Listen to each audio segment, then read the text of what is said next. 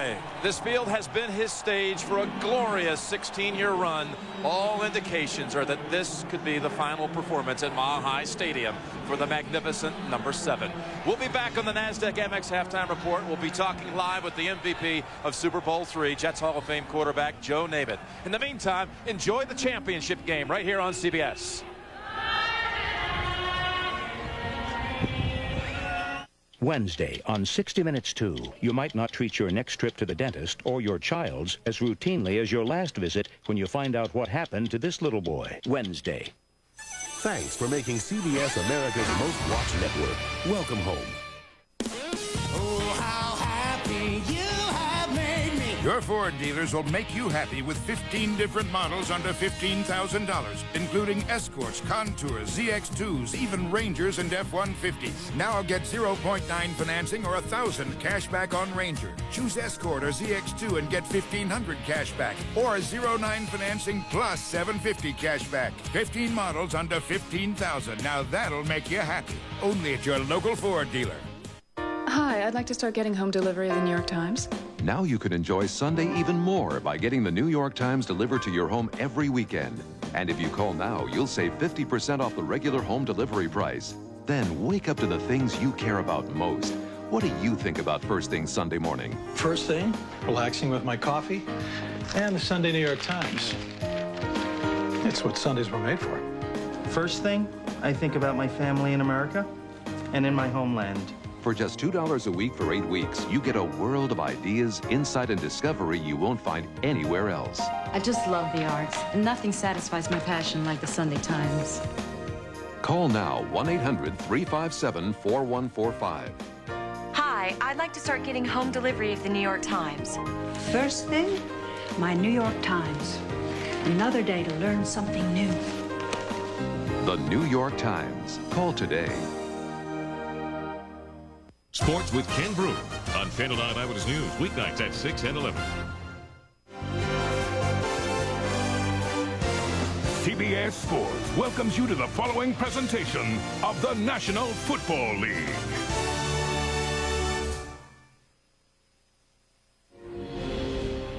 Their moves so far have been sure, steady, and successful. And now they are one step from the game's ultimate contest. As the season progressed, patterns emerged, strengths were discovered, and the team's identities formed. Bill Parcells once again has shown the skill of a craftsman by resurrecting a journeyman quarterback in the crusade for excellence. And the coach, known for his control, knew to let loose the gifts of his most explosive weapon. Touchdown, New York Jets. And he knew that a strong ground attack controlled the game. Touchdown, Curtis Butt of the New York Jets. Denver head coach Mike Shanahan counters with a legendary quarterback, passing into history in what could be his final home game. And the powerful efficiency of the league's leading rusher and its MVP. He's gone. Davis. Touchdown, Denver. The strength and artistry of a volatile tight end.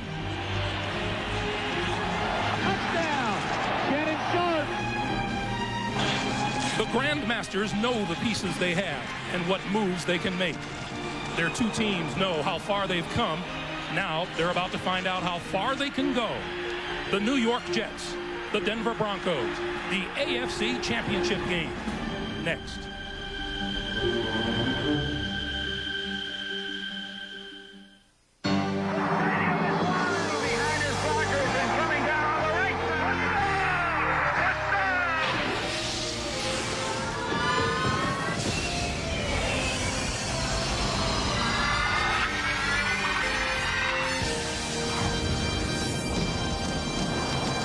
Welcome to a city and to a stadium that loves its Broncos. It is where the AFC crown will be won today, and it will go to either the upstart New York Jets or to the defending Super Bowl champion Denver Broncos.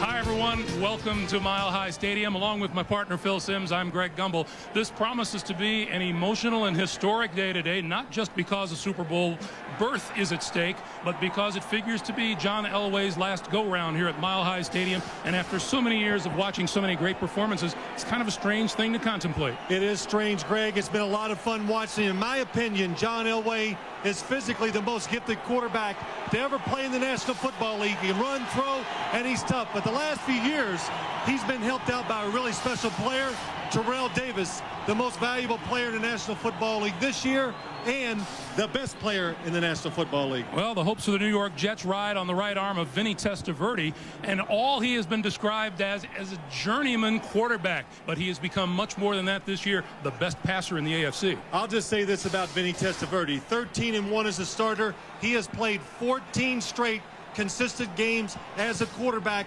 My thing is, will Vinny Testaverde change today? I don't think so. It promises to be a big day. A piece of the Super Bowl championship puzzle to be decided here today. And one more mile-high battle to be fought by that man. The AFC Championship kickoff right after this. The American General Financial Group, Live the Life You've Imagined, presents A Season to Remember. This is what you work all off season for. Touchdown to Curtis Martin. Back goes Cunningham. Coxon fires. Touchdown. Touchdown, Eddie McCaffrey. Can't ask much more excitement than that. Davis to the end zone. Touchdown, Denver. No, he dives into the end zone. It is unbelievable. For over 70 years, our business has been helping generations of families live a better life. With retirement plans, life insurance, consumer loans. We're American General Financial Group. 50,000 men and women, over $100 billion in assets, helping over 12 million people live the life they've imagined. American General Financial Group. Live the life you've imagined. CBS, the year-round leader in sports television. The Great American Race. Dale Earnhardt, champion of the Daytona 500. The unforgettable moments of March Madness. It's to Jenkins and Drew for the win. Gone. Kentucky wins the championship. The tradition that's unlike any other. Mark O'Mara has won the Masters. An eye on the world's greatest golfers. And glory's last shot. The world's toughest tennis. College football's perennial powerhouses. The NFL on CBS, the way it should be. Because when you look for champions, you look to CBS Sports. A look at the weather conditions for today's AFC Championship game. The temperature is 40, gusting winds down on the field. It is clear and sunny, but it is windy. The flags have been swirling since we arrived at Mile High Stadium today. The Jets have won the toss. They will receive, and they'll be moving left to right on your screen. Kevin Williams, 23, Dave Meggett, 22, are deep for the kick from Jason Elam, and we're underway. At the 3, it's Meggett. Dragged down at the 15-yard line. Tito Paul, number 28, made the tackle.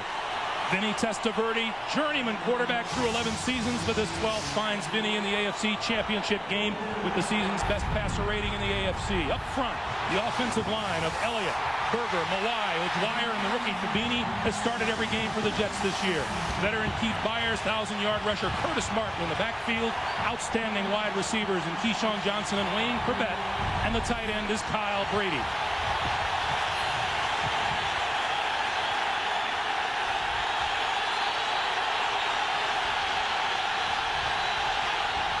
Testaverde throwing on first down, has his man out to the 25-yard line. That is Wayne Corbett.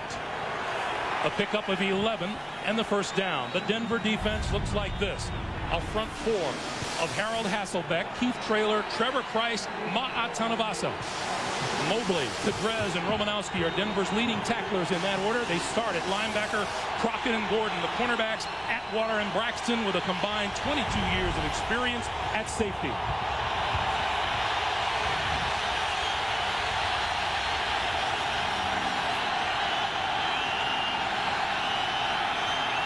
From the 26, Testaverde to throw again. Corbett again. And again, first down yardage for the New York Jets. In overtime at the Metrodome, the Atlanta Falcons have qualified for their first ever appearance in the Super Bowl, 30-27 winners over the Minnesota Vikings. Congratulations to Dan Reeves and company. That's right. Been there many times before. Gets one more chance. But you saw today the first couple plays from the New York Jets. Their offense is going to throw the football to set up the run. Curtis Martin, Keith Byers in the backfield. Corbett in motion. The pitch for Martin. Fails to cut it upfield. Tyrone Braxton coming up from the safety position. Let's check in downstairs with Armin Katayan. Armin. Greg, you mentioned this win. One word for it, vicious. This is as bad as I've seen it all year long. Rick Dennison, special teams coach, said it's as bad as he's seen it all year long, particularly this early in the game. It's particularly bad on the Jets sideline. Back to you. All right, Armin, thank you. It's not even messing Armin's hair up, though. That is some good TV hair you got down there. The wind didn't even move it. That's why he's Armin Katayan. That's it. 2nd and 11. Now, Greg, the middle is Curtis Martin for a couple. I'm sorry. One of the reasons why the Jets want to come out and throw is, one, they think they can throw on this Denver defense. But the biggest reason of all is Denver's defensive line is active. It's fast. It stunts. It's hard to run the football on them. The Jets like to do a lot of pulling and trapping with their offensive line. It's hard to do that when defensive linemen are moving. Greg Robinson, defensive coordinator, looking at a 3rd and 6. Dave Meggett has come in and is flanked as a wide receiver to the top of your screen. You see the CBS first down line near midfield. Testaverde, time down the middle, has Corbett to the 30, inside the 30 to the Denver 27-yard line. Well, that's a good read by Vinny Testaverde. The 5 wide receivers, the Broncos, they do it themselves, so that you know this defense has seen it, but the weakness of it is down the middle. Look at Wayne Corbett, nobody around him, makes the catch, and the win so far. Vinny Testaverde has thrown the ball perfectly, spinning the ball, good spirals. That's how you throw the ball with accuracy in the win. Testaverde 3 of 3 and all 3 completions to Wayne Corbett. Martin back in the game in the backfield, and he gets the pitch. You know, last night we had a chance to talk to the New York Jets, the coaches. Wayne Corbett came in. What did he say to us? He was kind of giving us a little crying act. Oh, we don't have any plays for me. I don't think I'm going to get to catch it. They don't design them for me anymore, and you just never know. And I believe him.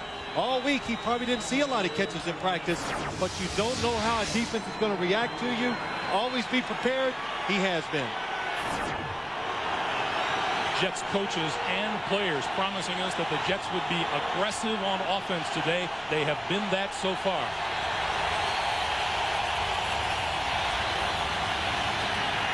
The screen for Martin, and that's cut down before it can gain much yardage. Tanavasa and Steve Atwater, number 27. Let's check in downstairs with Bonnie Bernstein. Bonnie? All right, Greg, you know how everybody talks about how loud Mile High is and how disruptive it is, and it makes opponents tough to make the call. One thing the Jets have going for him, Vinny Testaverde told me when he was in Baltimore, he would audible 60% of the time. They hardly ever do it in New York. Thank you, Bonnie. That's a good point. The crowd noise, the Jets do not audibilize. Vinny Testaverde said, I will go on basically the same count all day long to get my offensive lineman in a rhythm so the crowd can't be a factor. Corbett in motion on 3rd and 9. Play action. Testaverde with time, throws, Byers across the 25, but that's well short of a first down. Mobley and Cadrez were there to meet it. And another guy, number 27, Steve Atwater, on the defense. The play before, he stopped the screen play with his tackle that could have been a touchdown. This time, nobody opened down the field. Testaverde throws it. Good tackle by Glenn Cadrez. This will be a 42-yard field goal attempt by John Hall. John Kidd will hold. And that will sail to the right.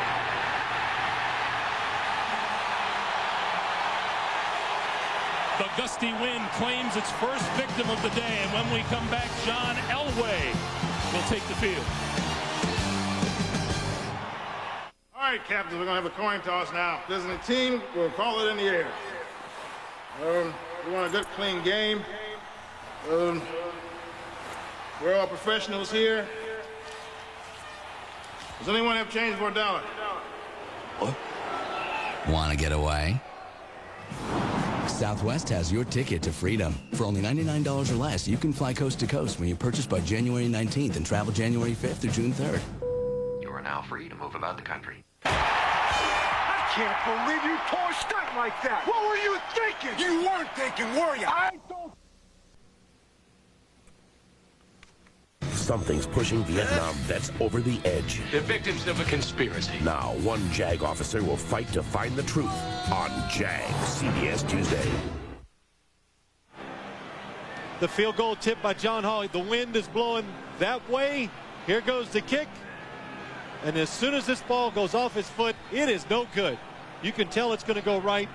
That's exactly what was happening to John Hall in his pregame practices. Every single kick ended up in the right corner of the end zone. He learned nothing from it. Well, you kept pointing it out to me. I said, well, Greg, he's going to learn before the game starts. John Elway and the Broncos begin at their own 31-yard line. Davis across the 35 to about the 36. Here's a look at the Broncos offense. Tony Jones, Schlereth, Nalen, Dan Neal, Harry Swain. NFL MVP Terrell Davis and Howard Griffith in the backfield. McCaffrey and Rod Smith, the wide receivers. Shannon Sharp is the tight end. You go, big man. Mike Shanahan looking for a second straight Super Bowl championship here in Denver. On 2nd and 5, Elway has the ball. Throwing long for McCaffrey, incomplete.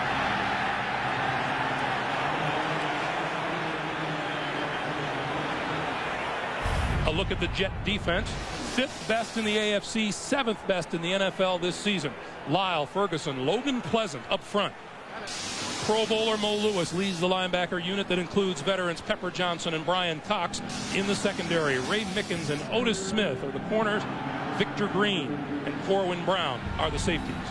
The New York Jets were ready for that long pass. Bill Belichick, the defensive coordinator, he says they always start the game with a long pass down the middle somewhere early to hit McCaffrey. Elway and the Broncos now spread the defense with 5 wide receivers, and Elway appeared to have lost the grip on the football as he let it go. No ruling.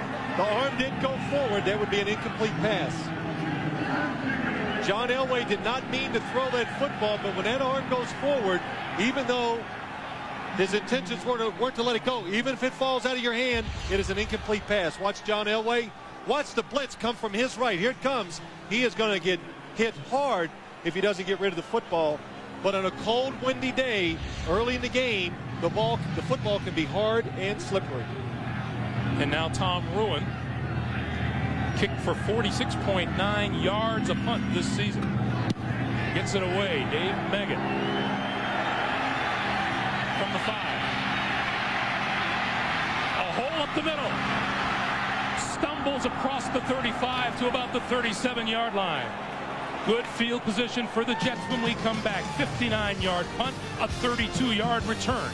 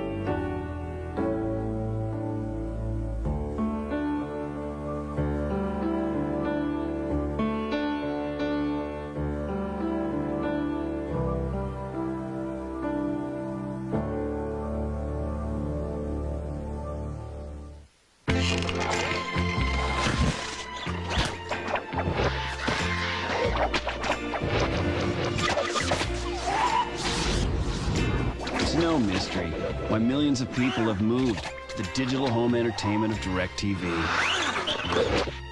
Because DirecTV gives them more movies, sports, and a variety of programming they just can't get from cable. So what are you looking at? If it's not DirecTV, see your retailer for a demo today.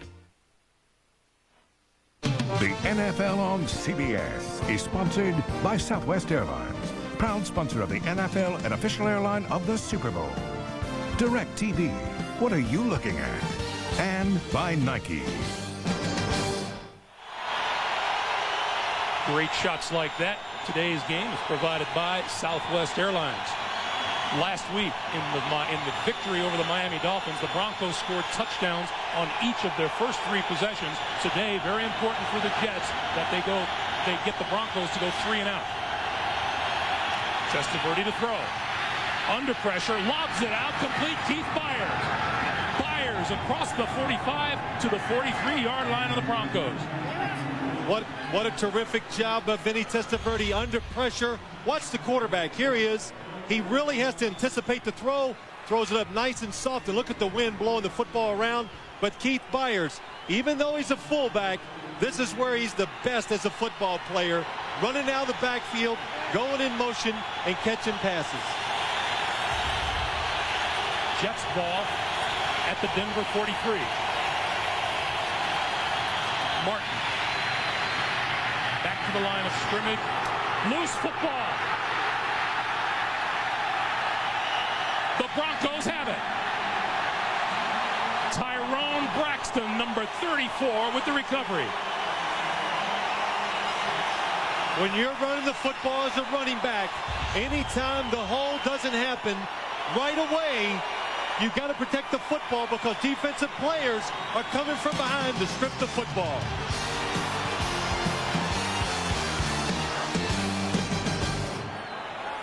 Are you crazy? No, Johnny, don't! I got saved! No, Johnny! Johnny, I'm telling your mother! This isn't funny! Hey, sweetie, is that you? Oh! Johnny! Johnny! I got him. Oh, thank goodness! Johnny?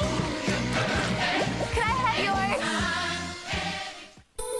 They created their microprocessor in 1971, and the faster their chips have performed, the faster their company has grown. Today, the Intel design is the brains behind the majority of the world's PCs. By the 21st century, their chip could execute 2 billion instructions in 1 second. Where do you learn about such fast-thinking companies? Exactly. NASDAQ Amex, the market of markets.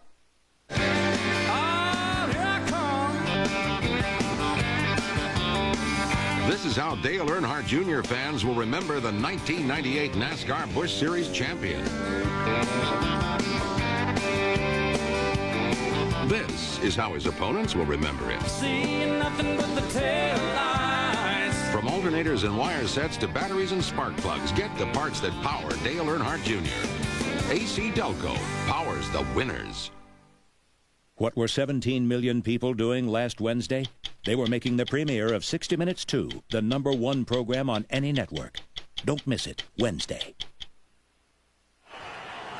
If you're a visitor at Mile High Stadium, the last thing you can do is make mistakes, and that's exactly what the New York Jets have done here, Phil. 2 of them so far. The field goal, not being smart enough, judging the wind, and then don't fumble the ball, especially when you're just trying to keep rhythm in the offense. Terrell Davis on first down. Breaks it outside. Out of bounds inside the Jet 40-yard line. 16 yards and a Bronco first down.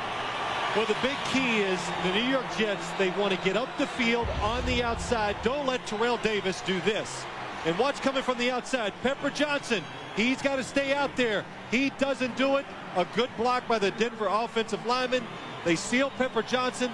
Watch Pepper Johnson. He can't get away from the block.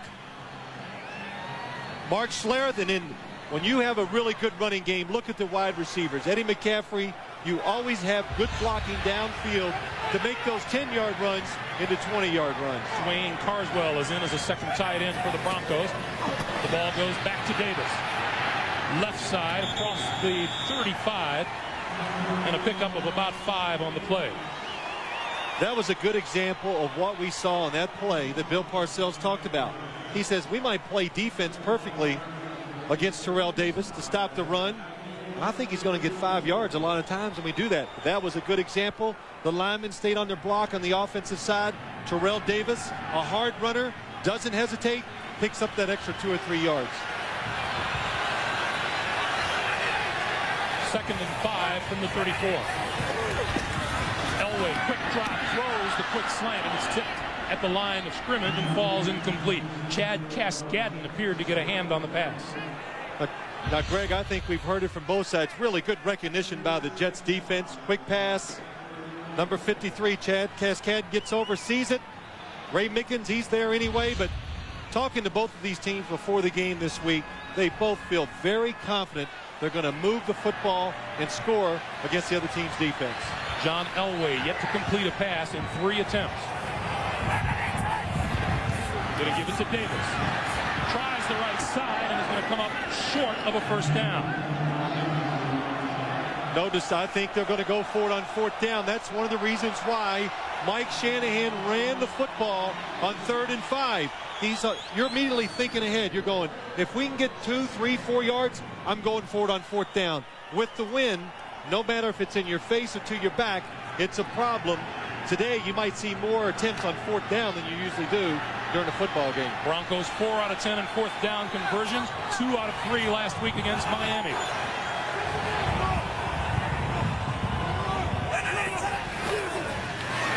Elway keeping, 1st down, inside the 25-yard line. I mean, I know it's Terrell Davis, the runner, but when you're playing defense against the Denver Broncos in those situations, last week they threw a pass on 4th and inches. This time you've got to hold your ground. You need discipline. The Jets did not show it. That lets John Elway get to the outside. Of course, now, I know he's faking to Terrell Davis. That would have an effect on me, too. Now, Mike Shanahan, he knows he's called a play that could blow up, and he goes, come on, John. Yeah, I'll run him. It's his last game maybe here. I'm going to run him today, he says. 1st down from the 22. Davis tries to cut it back inside the 20, close to the 15-yard line. 7 yards on the play for Davis. Now, you know, they're a little different, these Denver Broncos. When they throw the pitch play, watch Terrell Davis. He keeps his shoulders. Watch him turn them to the line of scrimmage, keep them parallel. Now he can cut back. As soon as he sees that first defender fall down or any space, he turns right up in there and gets positive yards. The highest rushing yards per game in NFL history, 6 career playoff games. Davis again nudges his way across the 15, close to the 1st down line. One thing that every player with the Broncos and playing against the Broncos says about Terrell Davis, he's a patient runner. He doesn't immediately pop. He sits there, lets his blocking develop, and he's got terrific vision. You know, you always need something that puts you over, that makes you different from everybody else, that makes you great.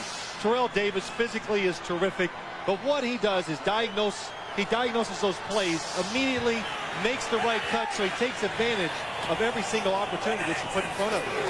The toss to Davis. Davis cuts it back across the 10, inside the 10. This is nothing new for Terrell Davis. He has wonderful starts at the beginning of a game. Look at his numbers by quarter this season. Greg, he's physically very superior to a lot of running backs. So look at that first quarter. Then the conditioning and just the talent of the team shows that they can do it in the 4th quarter too. But the play calling for the Broncos usually keeps the other team off guard, off balance, and Terrell Davis really takes advantage of a defense being a little unsure of itself early in the game by just running hard. 1st and goal from the 9. Davis. Close to the 5. Otis Smith up from the cornerback position for the tackle. You know what I found interesting coming into this week? Everybody talking about these two teams. Now everybody sees Bill Parcells. He's a big, tough guy. They're a tough team. He's tough. Mike Shanahan, he's not real tall. No, you know, he's thin, in shape, all this. Well, they're finesse. Couldn't be any farther from the truth. This Bronco offense especially is all about power and being tough. The New York Jets, they're all finesse on offense, so you can't be misled by the looks of the head coach. Derek Lavelle has replaced Davis in the backfield. And he gets the handoff. To the 3, maybe to the 2-yard line. A pickup of about 4. Anthony Pleasant, Corwin Brown on the tackle. 2 things so far. Terrell Davis taking a breather, had quite a few runs here early, but 2 things. Denver is running the football with power, and they're running it hard. And you got to say, even though they're moving down the field, you can see the Jets are in position to make the tackles and not giving up those big gaping holes that we've seen most teams give up. There is a timeout on the field. And it has been called by the Denver Broncos with 2:20 to play here in the first quarter.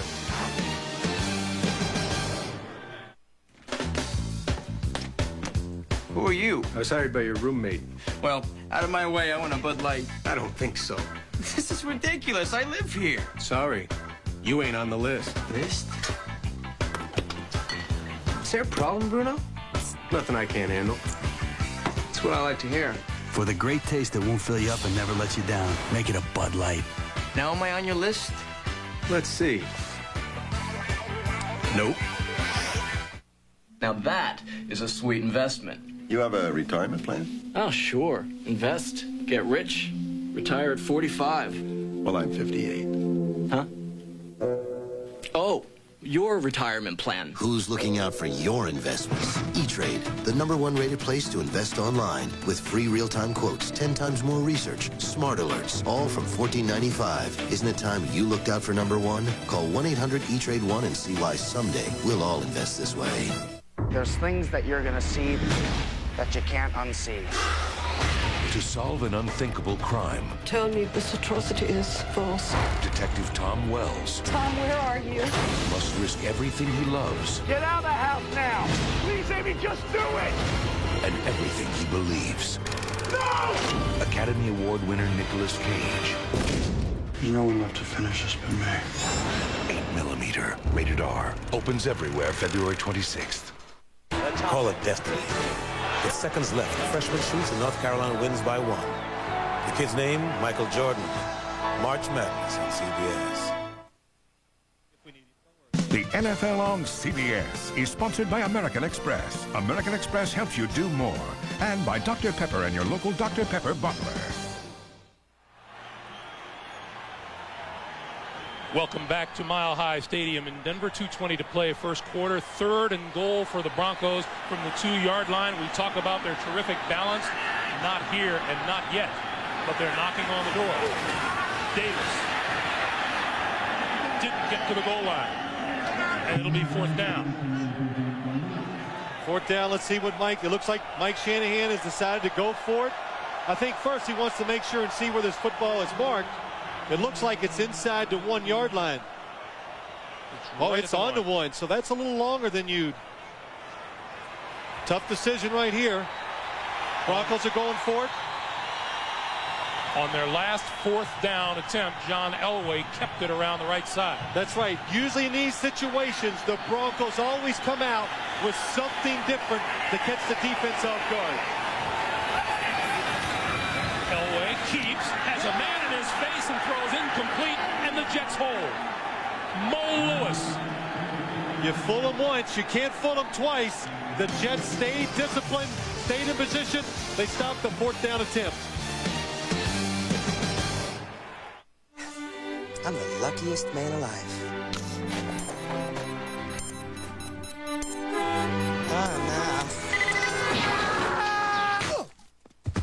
I just bought this camera. Does my Visa card have some kind of purchase coverage or something? No? Oh, boy. Hey, does Visa have any place out here I can pick up a new car today? No, but I'm driving to Vegas to see Steve and Edie tonight. Visa, it's everywhere you want to be. Wow!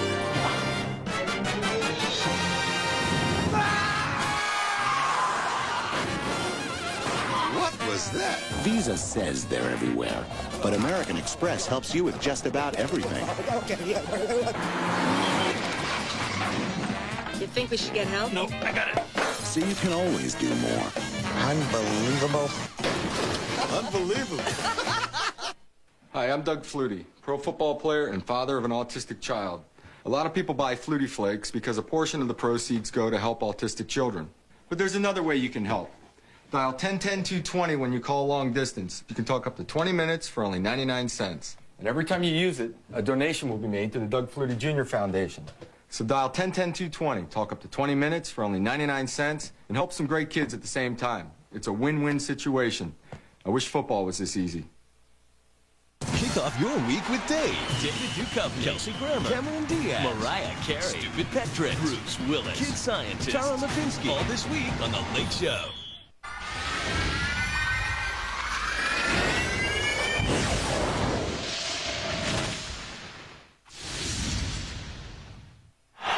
It takes discipline in these situations.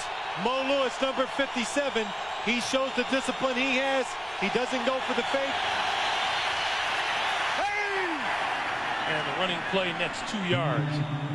But a big defensive stand for the New York Jets, who had 2 critical mistakes early on, and then make the defensive stand, keep the Broncos out of the end zone, and the Jets still now have not allowed a first quarter point in any of their last 3 games.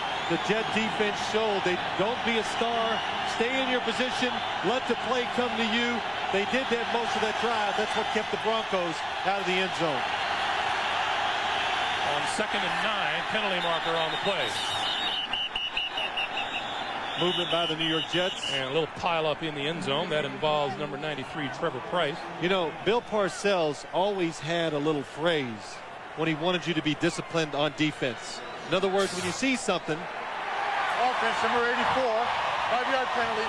After this is the goal, still 2nd down. That's tight end Fred Baxter. He says when you see something on defense, you're a defensive player, and you see a little action, just don't go chasing like a dog after a car. Be disciplined, wait. Don't be a car chaser. So far today, his defense has done that. I didn't want to say don't be a dog. You know, I didn't want to. He will hear about it nevertheless. It's okay. 2nd down from the 1. Martin barely struggles out of the end zone. Price and Glenn Cadrez were there to make the tackle. This is something I think you're going to see all day long with this New York Jets running game against this Denver defensive line and linebackers. Look at the movement. Keith Traylor, Harold Hasselback. I mean, Curtis Martin is doing a terrific job to keep him getting tackled in the end zone. That's why the Jets got to throw the football before they can run it. They're going to spread the field with 5 wide receivers.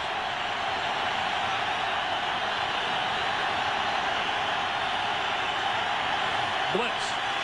Quick pass.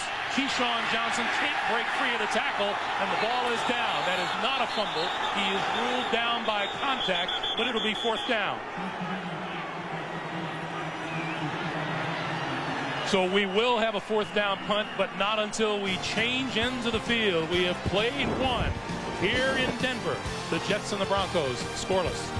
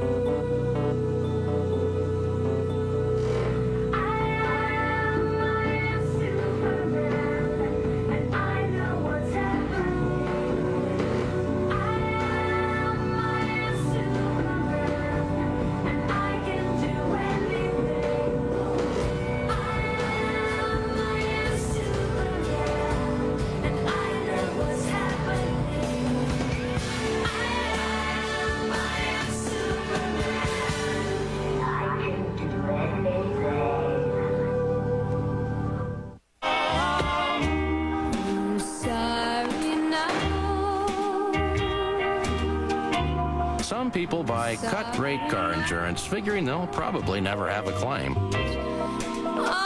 But then, something goes wrong, and there's no State Farm agent to turn to for help. So the choice is yours. Go with a State Farm agent who will be there for you, or go it alone.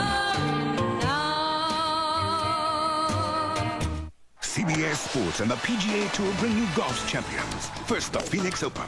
Then, the beauty and the beast that is Pebble Beach.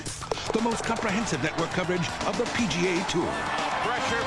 The experienced, insightful, and sometimes irrepressible team of CBS Sports. Oh, baby, gotta love it. Back to start the second quarter, and John Kidd will kick out of his own end zone. Darian Gordon is back for the Broncos at his own 45. And Kidd with a horrible kick, but it takes a jet bounce and out of bounds at about the 45-yard line. This is going to be a tough thing for the New York Jets today. Their punting game, it is definitely subpar. Something to watch for. I want to remind you, Monday on CBS. Guess what? It's Raymond's birthday, and we're celebrating with the funniest episode yet. This is one party you don't want to miss. An all-new Everybody Loves Raymond, Monday at 9, 8 Central, right here on CBS, America's most watched network. John Elway with excellent field position. The ball at the Jet 45.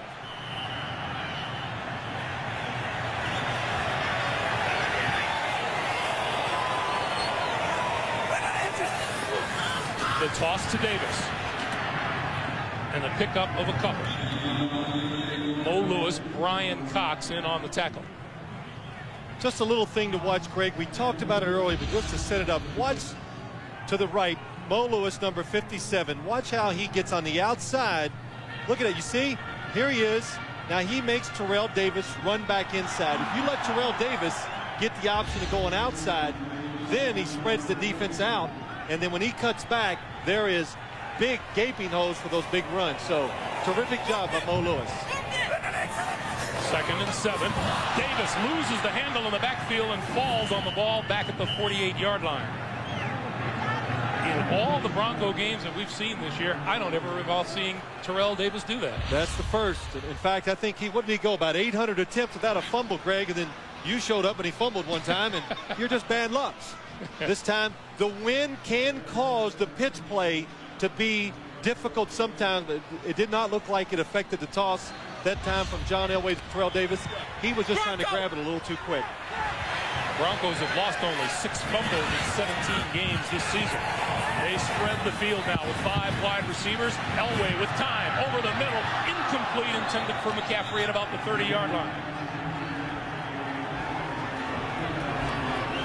Scott Frost, number 47, an extra defensive back on the field, was there for the cover. 2 real things here. The Jets on 3rd down are excellent covering receivers down the field. And the second thing is, so far today, it looks like John Elway is having a little problem throwing the football and putting it exactly where he wants it because of the wind. John Elway is 0 for 5 so far today. Meggett back at his own 10 for the punt. High snap. Ruin loses the handle.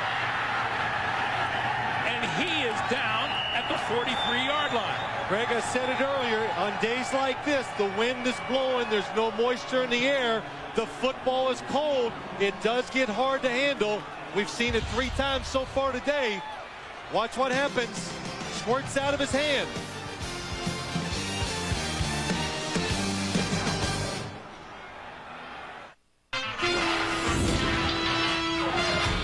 In our quest to learn even more about how people watch TV, we sent out our experts. Both of them.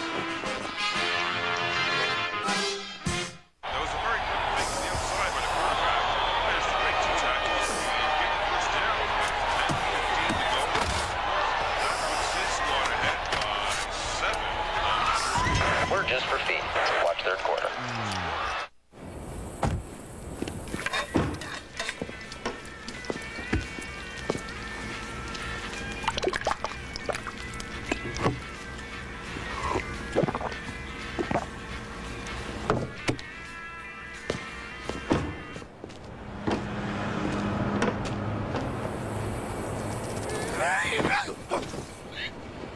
Some people like theirs strong. We sent the RCA experts to learn more about how people watch TV. You're watching the Channel. 40. Come on. Ooh. 40. The result? RCA TVs with Guide Plus Gold. The revolutionary on-screen guide that lets you find what's on faster and easier when you just can't wait. Monday, CBS presents Robin Williams in a rare television appearance. Don't miss an unforgettable performance on LA Doctors, CBS Monday. Welcome back to Mile High Stadium in Denver, Colorado. The AFC Championship game here on CBS. 13:27 to play, and the Jets take over at the Denver 43. Testaverde throws. Curtis Martin to about the 41-yard line. Let's go back to the Tom Ruin miscue. Well, Greg, we've heard it from coaches. Wind is a great equalizer. What's Tom Ruin? Nice job catching the ball. The snap, the wind blew it up. But then when you try to squeeze a football on a day like today, you put your fingertips on it, it's like, there it goes. You know, like the grape seed. Whose job is it to rub up the football? Always the quarterback. Make sure the footballs are rubbed up enough so when the weather is like this, that you can still handle it. The home quarterback. The home quarterback. They're responsible for the footballs. 2nd and 9. Martin straight ahead and not much there. And you know what this wind has done? It's changed the game. I mean, of course, we've already seen that, but now you're the coach on both sides. Mike Shanahan, Bill Parcells. You got to conduct the game a lot different than you thought. The game you prepared for all week, it's out the window. You got to call plays differently because of the wind. We have seen the wind affect a field goal attempt by John Hall, who has been accurate from as far away as 54 yards today, and he sailed wide. It is now 3rd and 8. Testaverde, 8 of 8 throwing the football so far today.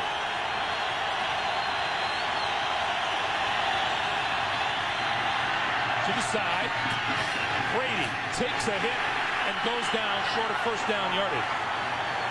Romanowski was out there along with cornerback Ray Crockett. Well, that is a good job. This is what this Bronco defense, it does best. Last week we saw it against the Miami Dolphins. When receivers caught the ball down the field, watch Kyle Brady on the flat, watch the tackling, Ray Crockett, and then watch the help. Bill Romanowski ramping him up, not giving up those extra yards. And on 4th down, well, he's going for it. Testaverde comes back, and the play clock is now down to 5, 4, and now the Jets will have to call timeout, using their first timeout of the first half to stop the clock with 11:21 to play in this scoreless game.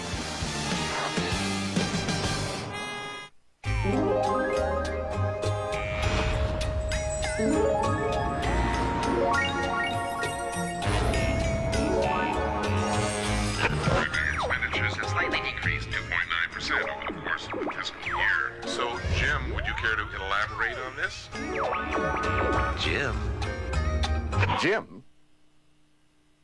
The Accord from Honda. How will it affect you? Are you with us, Jim? This is your nose with nighttime nasal congestion.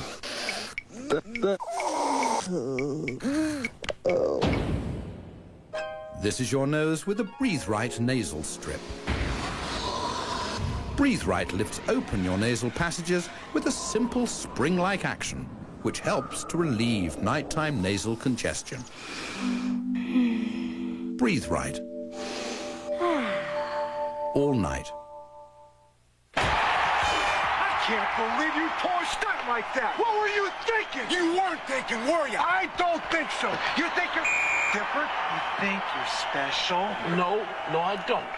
Get that camera out of here. Did we go over this? We did. You want to coach this team? I didn't know it was the last one. He's so sensitive. These are mine, too. The NFL on CBS is sponsored by Honda Accord. It's more than a car, it's a state of mind. IBM, are you ready for e-business? And by Dr. Pepper and your local Dr. Pepper bottler. Aerial coverage of today's game is provided by Southwest Airlines. This is a pretty interesting call by Bill Parcells and the Jets. Well, when you go for it, 37-yard line, you're kind of in no man's land. But when you go for it, don't worry about the consequences. Just do it and live with the results. 4th and 4. Quick drop, quick throw, over the 30. That's enough for a first down. Dedrick Ward with the catch. And then, Greg, I didn't have time to keep talking, but the reason maybe you go for it, your defense is playing really well, so you got a little more confidence. But this is what the Jets do so well.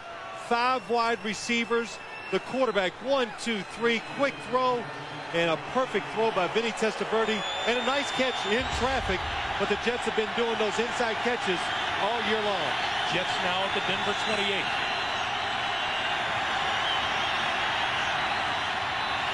Testaverde yelling to the far side. Play clock down is 3-2, and has to call timeout. Well, no, they got to reset this clock. A football came on the field, and it came from the sidelines.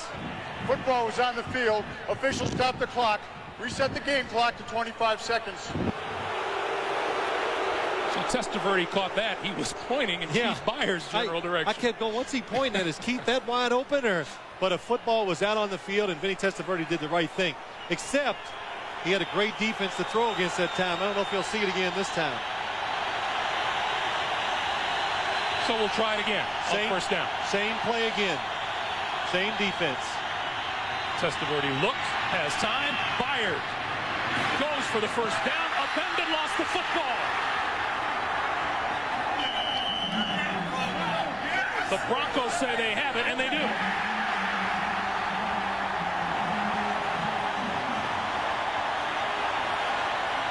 .14 to play in the first half.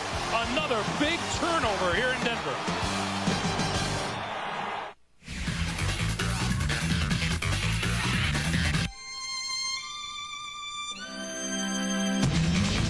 Introducing a sports sedan that sets a new standard of performance, and a touring sedan that sets a new standard of luxury.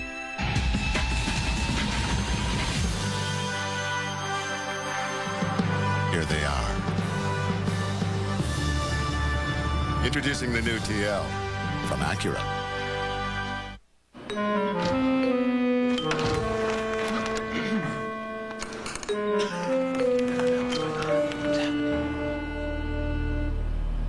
Who called this meeting?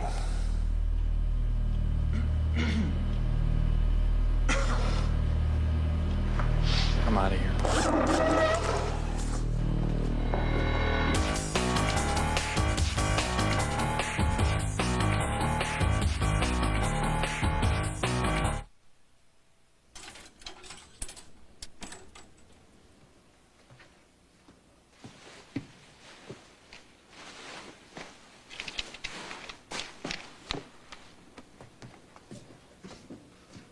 Whoa, look out!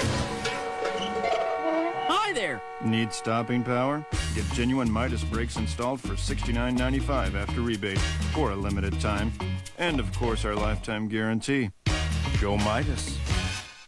It's easy to be a fan where the sun's shining all the time. Thank you! But when you're a fan in Buffalo, you're truly a fan in the NFL. A tradition unlike any other. The Masters on CBS Sports. Watch Vinny Testaverde look down the field. He moves Bill Romanowski, then throws the ball. Now Keith Byers, he is big. Go down low. Bill Romanowski. Keith Byers does not get his arms around the ball to protect it, but it's a big hit that causes the fumble. Each team has fumbled twice. Denver has recovered all 4 times. This is Davis. Out of bounds across the 30-yard line. 18 yards on the play. Well, the Denver Broncos can't get wide like they usually do, so what a good adjustment. They bring Terrell Davis in motion, and the back comes out of the backfield. They pull Dan Neal, a different look for the New York Jets. And look, no defender on the outside. Now you just got to keep retreating and keep Terrell Davis from going for big yards. But look at Terrell Davis. Doesn't take him long to decide what he's going to do with that football once you put it in his hands. 23 touchdowns on the season, 21 of them on the ground. Elway, quick drop, quick throw.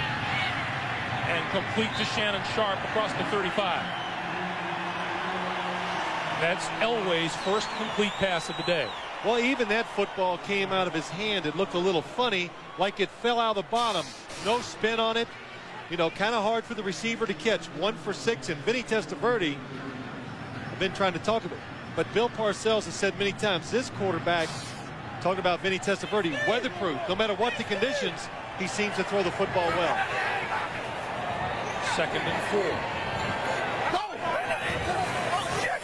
Another quick drop and another quick pass, and that's in and out of the hands of the intended receiver, Rod Smith. Well, Rod Smith hits himself in the chest. He says, hey, my fault. And yes, it was there. You got to make that catch. And, you know, the passing game, when it starts to struggle, everybody loses a little faith. You lose that rhythm. You know, no receiver for the Broncos is in the rhythm of the football game yet. All they've done is go down the field and block for Terrell Davis. So now Elway and the Broncos look at 3rd and 4, and Elway uses a timeout.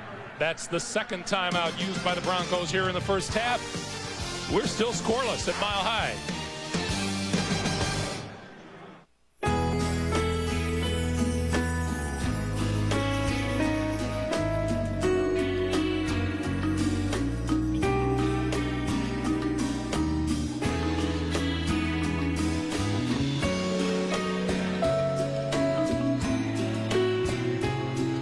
We go more places than any airline in the world.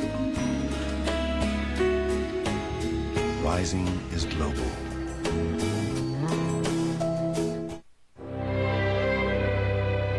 For over 70 years, our business has been helping generations of families live a better life. With retirement plans, life insurance, consumer loans. We're American General Financial Group. 50,000 men and women, over $100 billion in assets, helping over 12 million people live the life they've imagined. American General Financial Group. Live the life you've imagined. The new Acura RL has distinctive styling to appeal to your elegant side.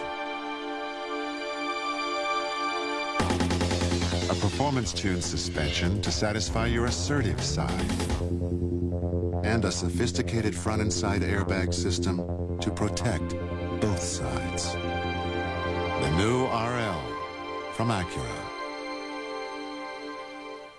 When his brand new fridge goes bad, it's Cosby versus customer service. I don't want to use a courtesy phone because I'm not going to be courteous. And all new Cosby, CBS Monday. The NFL on CBS is sponsored by the new 1999 TL and by the American General Financial Group. Live the life you've imagined. We remind you, coming up at halftime, Jim Nantz and the crew are here in Denver for the NASDAQ Amex halftime report. They'll have first half analysis and highlights from the NFC Championship game. And Jets Hall of Fame Super Bowl III MVP Joe Namath joins us live. That's all coming up on the NASDAQ Amex halftime report. Well, we got a whole team there. Now, we got a quarterback. I don't know about the rest of that crew. You know, I don't know. I saw them on the pregame set. All they were worried about was their hair and their makeup. But here we go. Fireman Ed, cheerleader for the New York Jets, and he brought the fire truck and some other people. I mean, some good size the Jets have representing themselves up in the stands. 5 wide receivers for the Broncos on 3rd and 4.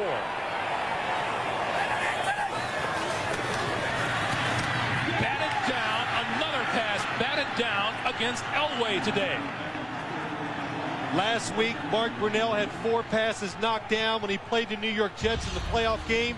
Today, the Jets, hey, they are at best an average pass rushing team, but what they do, Anthony Pleasant, number 98, knows he's not going to get to the quarterback, make the sack. When you watch the quarterback, he raises his arm, raise yours too. That's 3 Elway passes the Jets have knocked down today. And Ruin gets this one away. Not a terrific kick. Meggett fields it at the 20 and is dropped. And a penalty marker is down. That was Darius Johnson down for the Broncos. And this is going to be against the Jets. Our referee today is Ed Hockley.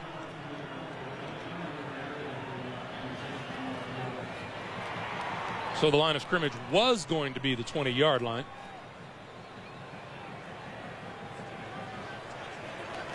Seems to be a lot of discussion, so I'm kind of waiting to see, is it really holding, or? Did you think he was just kidding? Well, you know, sometimes they get confused too. Illegal block in the back by the receiving team, number 44, during the kick. 10-yard penalty. Enforced from the end of the kick. New York keeps the ball. First down. Well, that's just another miscue for the New York Jets. And look at this game so far. The Jets have had the opportunities. Curtis Martin on the fumble. Tyrone Braxton hustling. Keith Myers. Fumble. The Broncos, they're not handling it much better either. Terrell Davis fumbles. Tom Ruin. Whoops. And we've seen the drop passes, the penalties.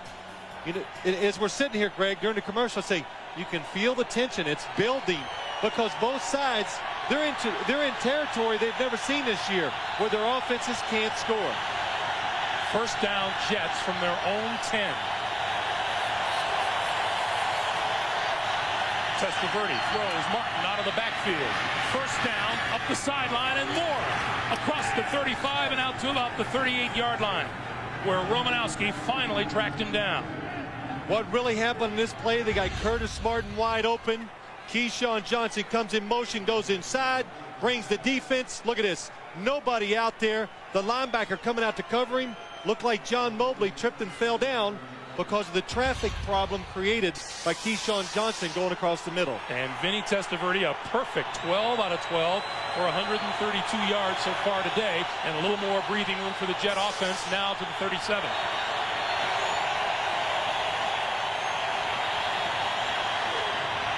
Martin to the 39. Cadrez was there to meet him. When we talked with Bill Parcells yesterday, when we said, well, you know, it might be windy out there, he said, what? I hope it blows at about 100 miles an hour. You know, spoken like a coach, a guy who doesn't have to handle the football, throw it or catch it, punt it or kick it. And it's easy for him to say because, you know what? When he watches the film and sees, you know, the incompletions, all the mistakes, he's going to forget about the win.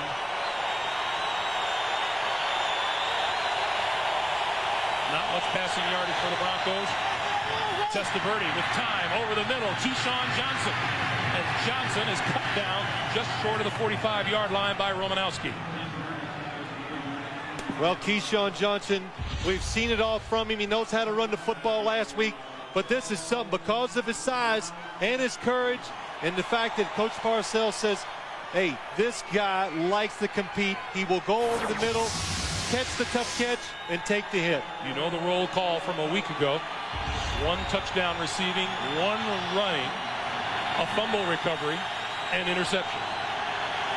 He was the most proud of. I asked him, the fumble recovery was the thing when that game was over. He said, that's what made me happy. Third and short, quick pass, incomplete. Trebek, the intended receiver. That was great defense by the Denver Broncos. They see this play every single day in practice against their team. The inside receiver going short, trying to pick up the first down, and Vinny Testaverde does a good job because Ray Crockett read the play and was coming up for the interception or a really big hit. Testaverde's first incomplete pass in 14 attempts today. Ray Lucas at quarterback. What the Jets are going to do, they're going to see the defense. And now the officials step in. Timeout, New York. And the Jets call timeout. Team timeout. That is their second. This is quite an interesting day at Mile High Stadium. We're still scoreless.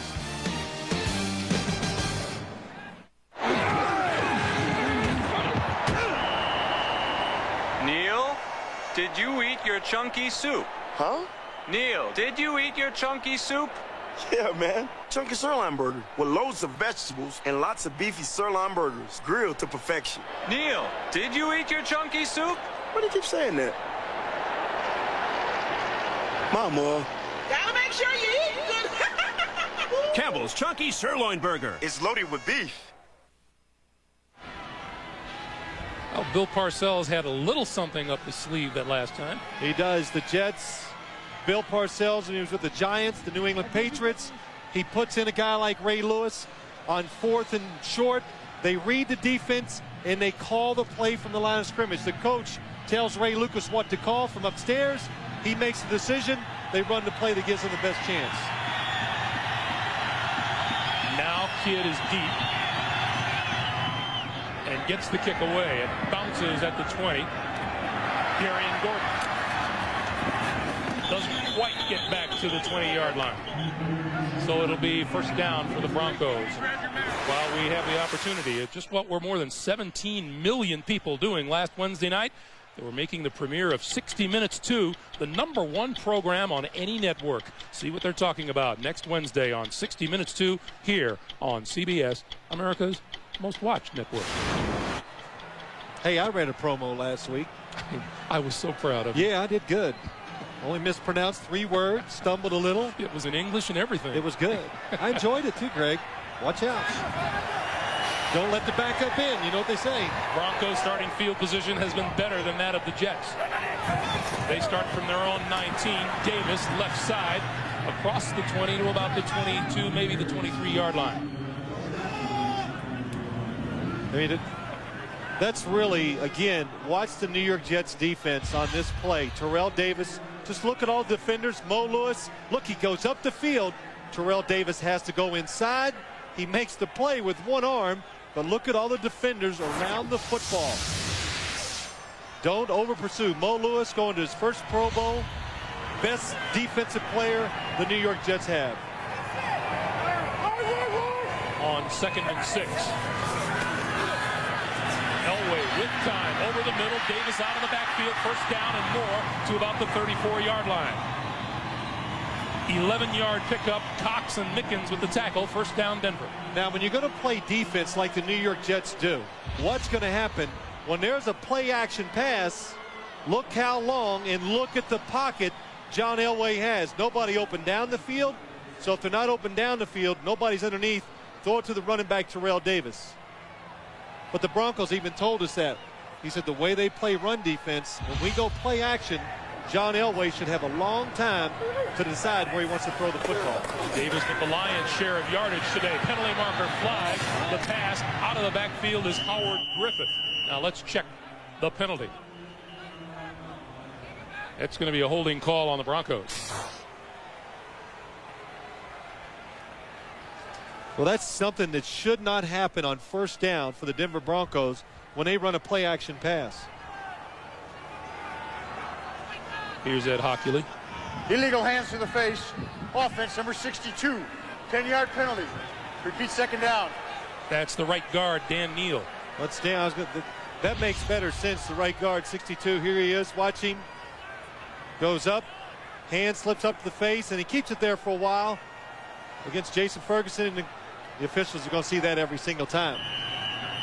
We have 5 minutes to play here in the first half. This is the longest all season long Denver has gone without scoring. I'd say most of America's a little in shock. Turn on the TV, you're expecting 42-38 to be the game or the score. Time. Elway slips the rush, floats to his left, and throws, and incomplete. Rod Smith caught it, but the officials say not inbound. We got a penalty flag. And now we have a discussion.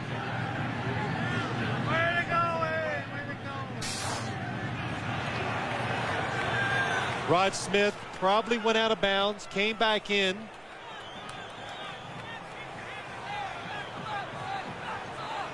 And Ed Hockley explaining it all now to Dwayne Gordon of the Jets. But that time, what coverage down the field by the New York Jets. John Elway scrambling around again. Look at the time he had to throw the football. Nobody gets open until the very end. Rod Smith finally breaks away from the defender, gets along the sideline, try to make the catch. The Denver receiver, who was first to touch the pass, was out of bounds. Therefore, illegal touching. The penalty is declined. Brings up second down. So the Broncos will now look at 2nd and 20.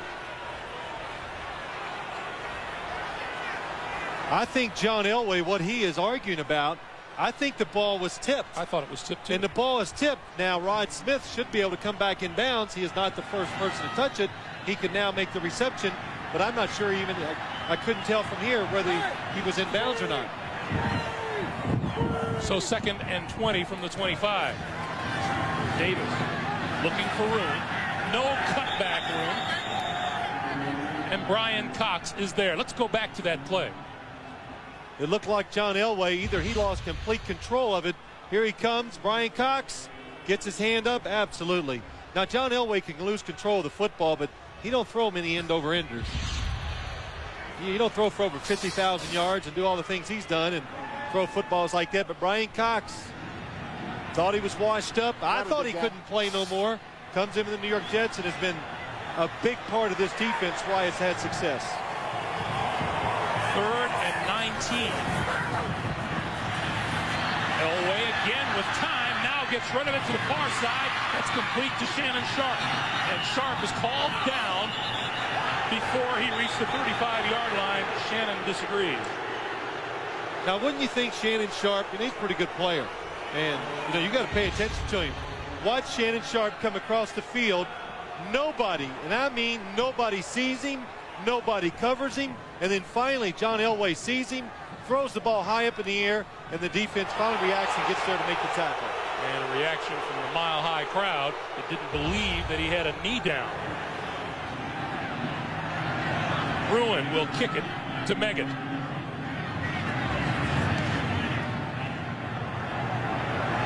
This one floats down to the 30. Takes a Bronco bounce. Inside the 20. There's a penalty marker down back upfield. And finally comes to rest around the 15-yard line. That's a 51-yard kick, but now let's check the flag. It looked like AstroTurf, the way that ball was bouncing down the field. Greg, we just see so many things that tells you what the conditions of the game, how it's affecting the players. I mean, Tom Ruin,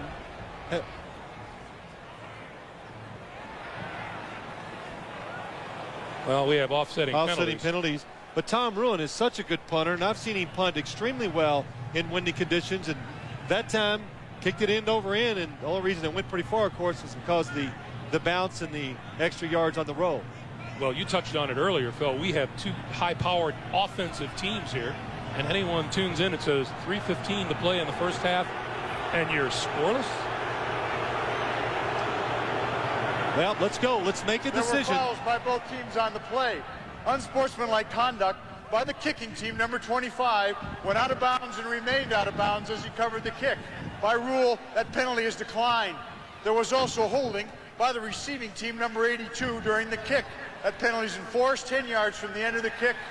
That team keeps the ball. First down. That means Darius Johnson got knocked out of bounds by the Jet defenders. Instead of coming back in bounds, the rule is you got to come in as soon as you can. And he goes, watch him, number 25, going to go down the sideline. The Jet defenders, Chris Hayes, Kevin Williams, push him out, and now he's going to stay out of bounds. Well, you can't hit me while I'm out of bounds. But again, special teams, penalties, killing the New York Jets, just putting them in field position where they just can't overcome. And now Bill Parcells on the far side of the field has taken a couple of steps out onto the field.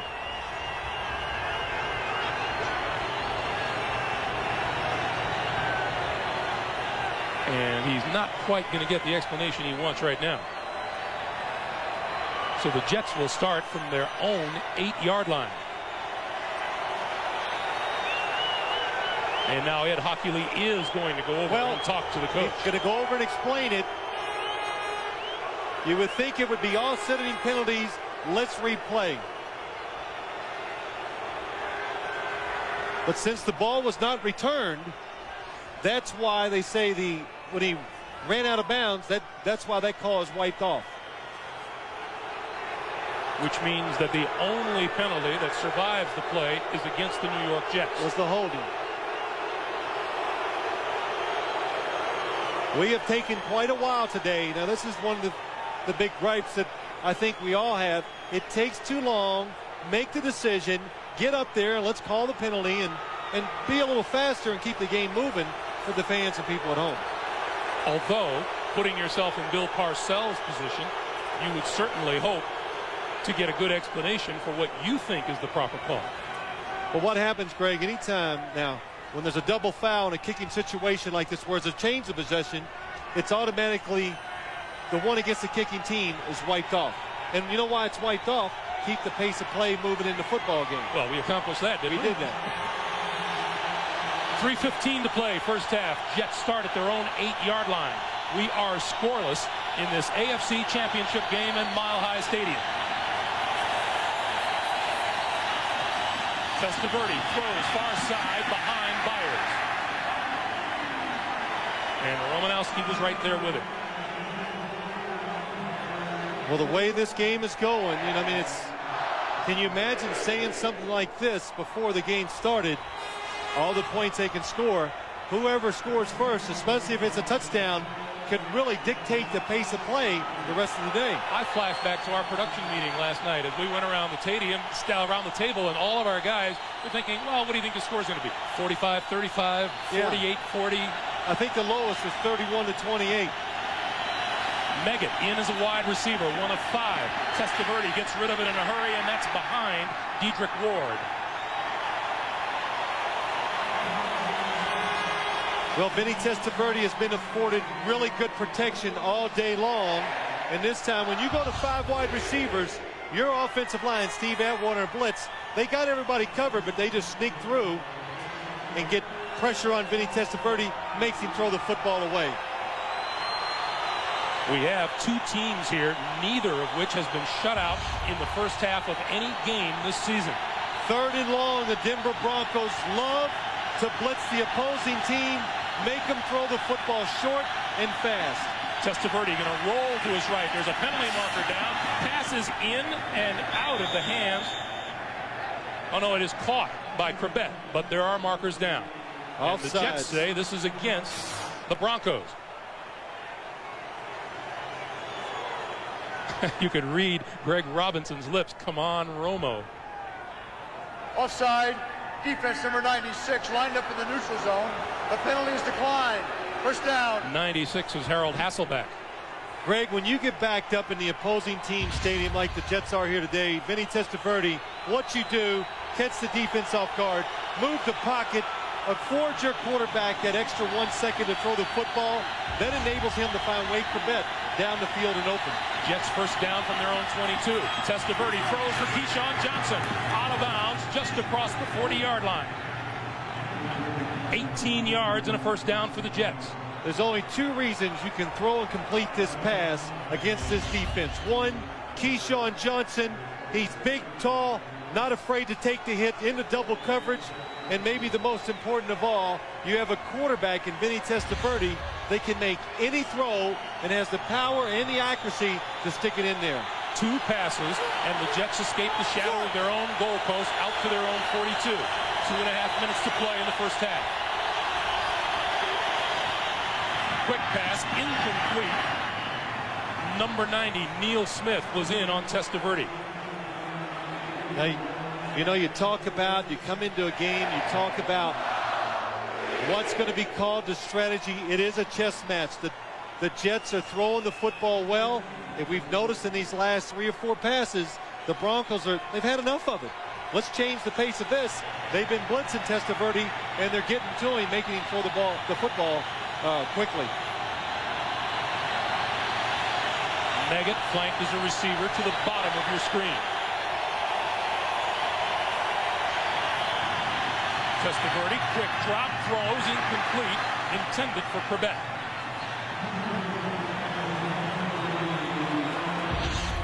A lot of pressure on the quarterback, getting in his face, and this time, this is the quarterback's worst enemy.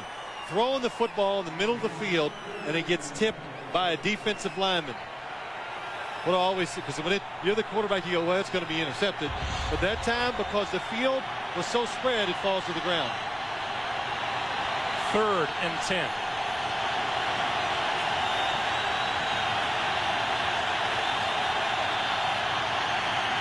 Testaverde rolls, pulls it down, now throws this side and overthrows Johnson.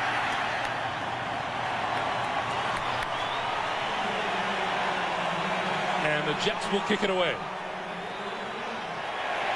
Well, the Jets have to be somewhat pleased coming from their goal line, getting the football out past the 40-yard line, so they change field position, and that's always your first goal when you gain possession inside your own 10-yard line.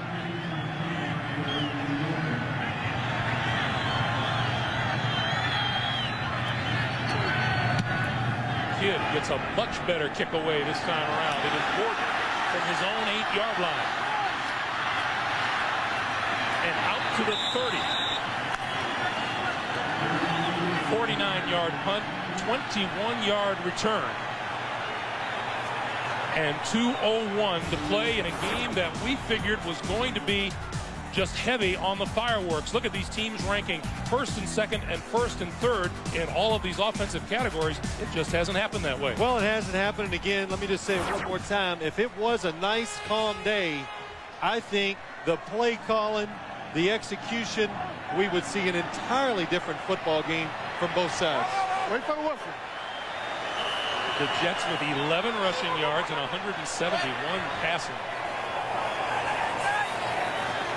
Terrell Davis. And that goes nowhere. Maybe 2 yards as we hit the 2-minute warning of a scoreless AFC Championship game. We'll come back to Mile High Stadium right after this. He's a dead man. They thought they killed him. Oh! And got away with his money. 130,000. Bravo. But no matter what they do, They weren't wearing their seatbelts. he keeps coming back. Man, that's just mean. You tell him that Porter is back. And he wants his money. Mel Gibson, Payback. This time he stays dead. Wrong answer. Rated R. Starts Friday, February 5th. Everywhere. Don't worry. I won't be long. Oh, okay. Psst. Hey, buddy. Over here, in petites. Whoa. Have a Bud Light. This is awesome. Yeah, we love shopping. For the great taste that won't fill you up and never let you down, make it a Bud Light. Touchdown! The Turk family has been protecting the people of Chicago for 3 generations. A father with a perfect record, but a less than perfect marriage. What you really didn't want is to talk. 3 brothers. One is a family man. One is a ladies' man. And one brother is just trying to find his own way. Your mother's already given up on the rest of us. So don't break her heart, son. William Devane stars in Turks. Series premiere, CBS Thursday. We remind you once again, coming up at halftime, Jim Nantz and the crew are here in Denver for the NASDAQ Amex halftime report. They'll have first half analysis, highlights from the NFC Championship game, and Jets Hall of Fame Super Bowl III MVP Joe Namath joins us live. That's all coming up on the NASDAQ Amex halftime report. You know, there's Fireman Ed. The last scoreless first half in an AFC Championship game, Denver at Buffalo. It's the only AFC Championship game the Broncos ever lost. Minute 56 to play here in the first half. 2nd and 8 for Denver. Throwing to the near side, McCaffrey with a fine catch at the 40-yard line. Aaron Glenn was right there, and McCaffrey pulled it in. Aaron Glenn read the play, but what happened is Ed McCaffrey is 6'5", and he couldn't get around him to make the play. Clock continues to move. 1:35 to play. Quarterback sneak. That's exactly what Elway does, and he gets the first down. And now, timeout called. And the Broncos use their 3rd and final timeout here in the first half. The executives are at the gate. Around the first turn. That's Bill Williams leading Miss Kelly Mack on the outside. And Jane Carlson. As they pass the car rental counters, Kelly Mack has to stop to fill out paperwork. Now it's Jane Carlson and Bill Williams neck and neck. Bill has to leave the airport to get his car, but Jane's car is right there at Hertz number 1 Club Gold. The trunk is open. The keys are in it. It's Jane Carlson and Hertz number 1 Club Gold. Exactly. Back at Mile High Stadium, we are scoreless with 1:26 to play, and John Elway is out of timeouts, Phil. John Elway's out of timeouts. The New York Jets defense has shown they can hang in there and control the running game. But what they've really shown the Denver Broncos, we can cover your receivers down the football field.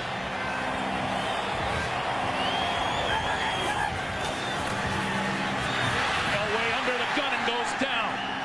Chad Cascadden, number 53, with the sack. Well, anytime the New York Jets get a sack, Chad Cascadden, he's like the guy that can do everything for the defense. Plays linebacker, rushes the passer, covers running backs out of the backfield. He can do it all. 2nd and 18, going to go long down the field for McCaffrey. Incomplete. Corwin Brown, number 44, was there. Greg, what has happened to the Denver Broncos offense in their passing game is the Jets have not been fooled by the play action passes. And that's what the Broncos offense lives on. But they've changed their coverage in the backfield. Usually, if I can explain this right, the Jets like to split the field. They leave the middle open against almost everybody. The Broncos love that type of defense. Today, the Jets and Bill Belichick are putting both their safeties inside almost every single play, taking the inside passing game away from the Denver Broncos. Broncos 0 for 1 on 3rd and yardage longer than 8. On the blitz. Elway rolling, throwing downfield. It is incomplete. 4 Jets around Shannon Sharp. And with 56 seconds on the clock, the Broncos will kick it away. 16 years in the league, John Elway can still get out of the pocket, avoids the defender. But again, not enough room to stick the ball in down to the receiver once they get down the field. And John Elway has not been able to throw the ball effectively today. Vinny Testaverde has, but when the Jets have gotten close, turnovers have killed them. Hey, you get good at analyzing this thing. Thank you very much. Like that. Dave Meggett at his own 15 for the punt from Ruin. Got it away. And a penalty marker is down as Meggett chases the ball out of bounds. Holding on the Broncos that time, Ray Lucas, the backup quarterback for the New York Jets, is going to go in. He's going to block the punt. So it was a good job by the Broncos grabbing him and tackling to keep him from blocking the punt. Holding. Kicking team number 59, 10-yard penalty. Repeat 4th down.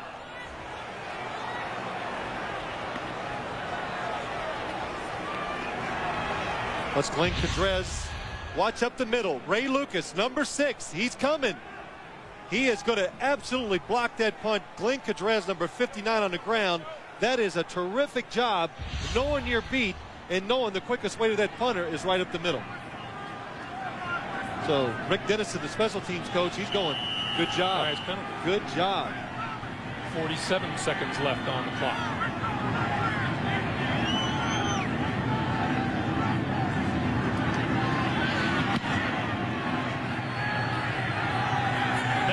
The 30 to about the 39-yard line.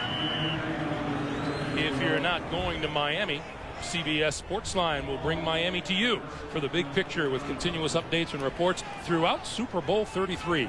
Log on to cbs.sportsline.com or on America Online at keyword CBS Sportsline. Probably get all those pictures of Phil relaxing in his backyard. Oh, sure. Just what I do. 38 seconds to play in the first half. I don't think I ever relaxed, really. You know, I just live tired. Just keep going. Certainly didn't relax on those promos last week, did you? First down from the 40, Testaverde. With time, over the middle, Corbett hangs on after juggling for a moment. And it's a first down at about the Denver 41-yard line. Well, Vinny Testaverde, you get in this position, your time is against you. No timeouts, 1 timeout left. You go down the middle of the field, but the Denver Broncos, watch what they do. Look, 2 pass rushers, Alfred Williams on one side, somebody over here, I can't see who it is, and they just give Testaverde all day to throw. Wayne Corbett in the middle of the field, good move, perfect throw. You might recall a week ago, Wayne Corbett had a bit of a fumbling problem, and came out with wearing some long sleeves, much to the delight of Bill Parcells. Sleeves and gloves. Bill Parcells says, I want my wide receivers, when it gets cold, I want something on their arms to give them something that, so when the ball is thrown, it gives it a chance to stick, because your skin, when it's cold, gets slick just like everything else. And Wayne Corbett didn't have him on last week. He fumbled, and he heard about it. You saw the number of timeouts remaining. It's a score. 0 for each team. 29 seconds on the clock. Testaverde throws, complete, out of bounds. No, it's ruled incomplete. Dedrick Ward with the dive. Well, the Jets throwing some different plays at the Denver Broncos defense. Dedrick Ward going down and breaking out. He is wide open. Vinny Testaverde puts it there. Oh, incomplete. Just can't quite bring it in. See what happens. The wide receiver, Dedrick Ward, knows the sideline. He's fighting all these thoughts, and he forgets that number one thing: catch the football.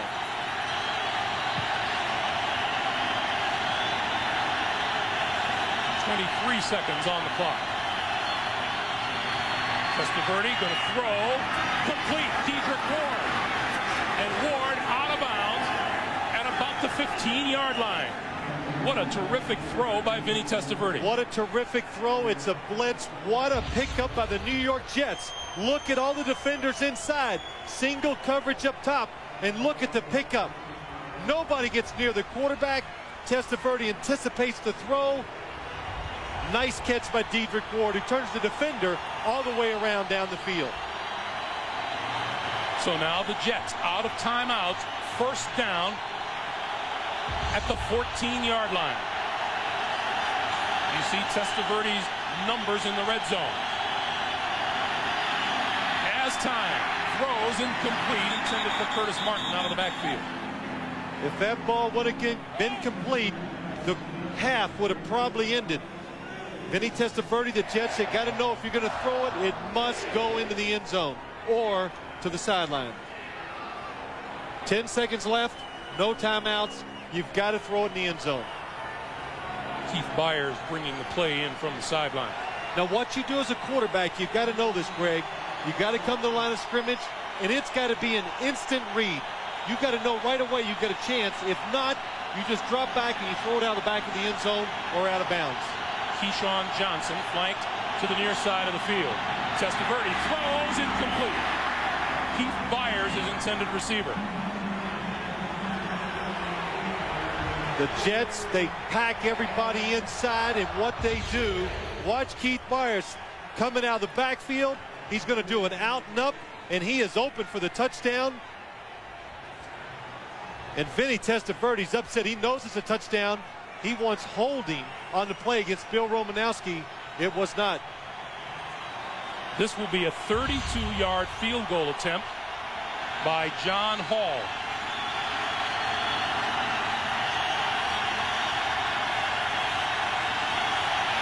And Hall's kick is good. The first points of this AFC Championship game come as time expires here in the first half. Our halftime score, the Jets 3, Denver nothing. Coming up, we'll be sending you downstairs for the NASDAQ MX halftime report. Jim Nantz and company will get you caught up on first half highlights and all the NFL news after these messages from your local station. February, the coldest, bleakest month of the year, but not on CBS. We've got red-hot comedies, specials, and movies all month long. The 41st Annual Grammy Awards, all the excitement of Miss USA, an original Hallmark Hall of Fame presentation, the miniseries event Too Rich, The Secret Life of Doris Duke, and Shania Twain in her first network special ever. February is red hot. Wow! On CBS. Thanks for making CBS America's most watched network. Welcome home.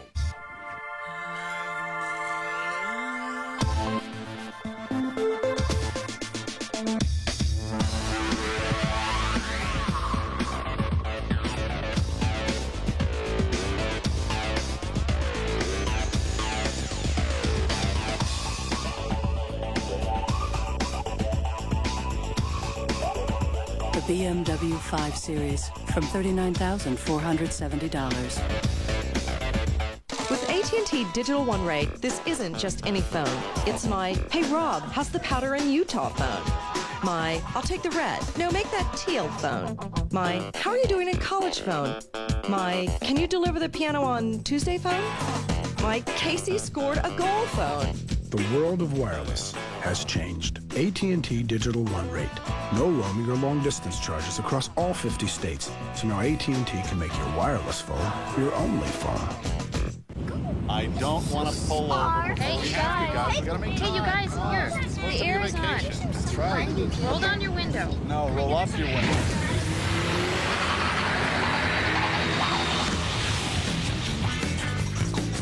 Introducing Solara, an entirely different kind of Camry. It's for you.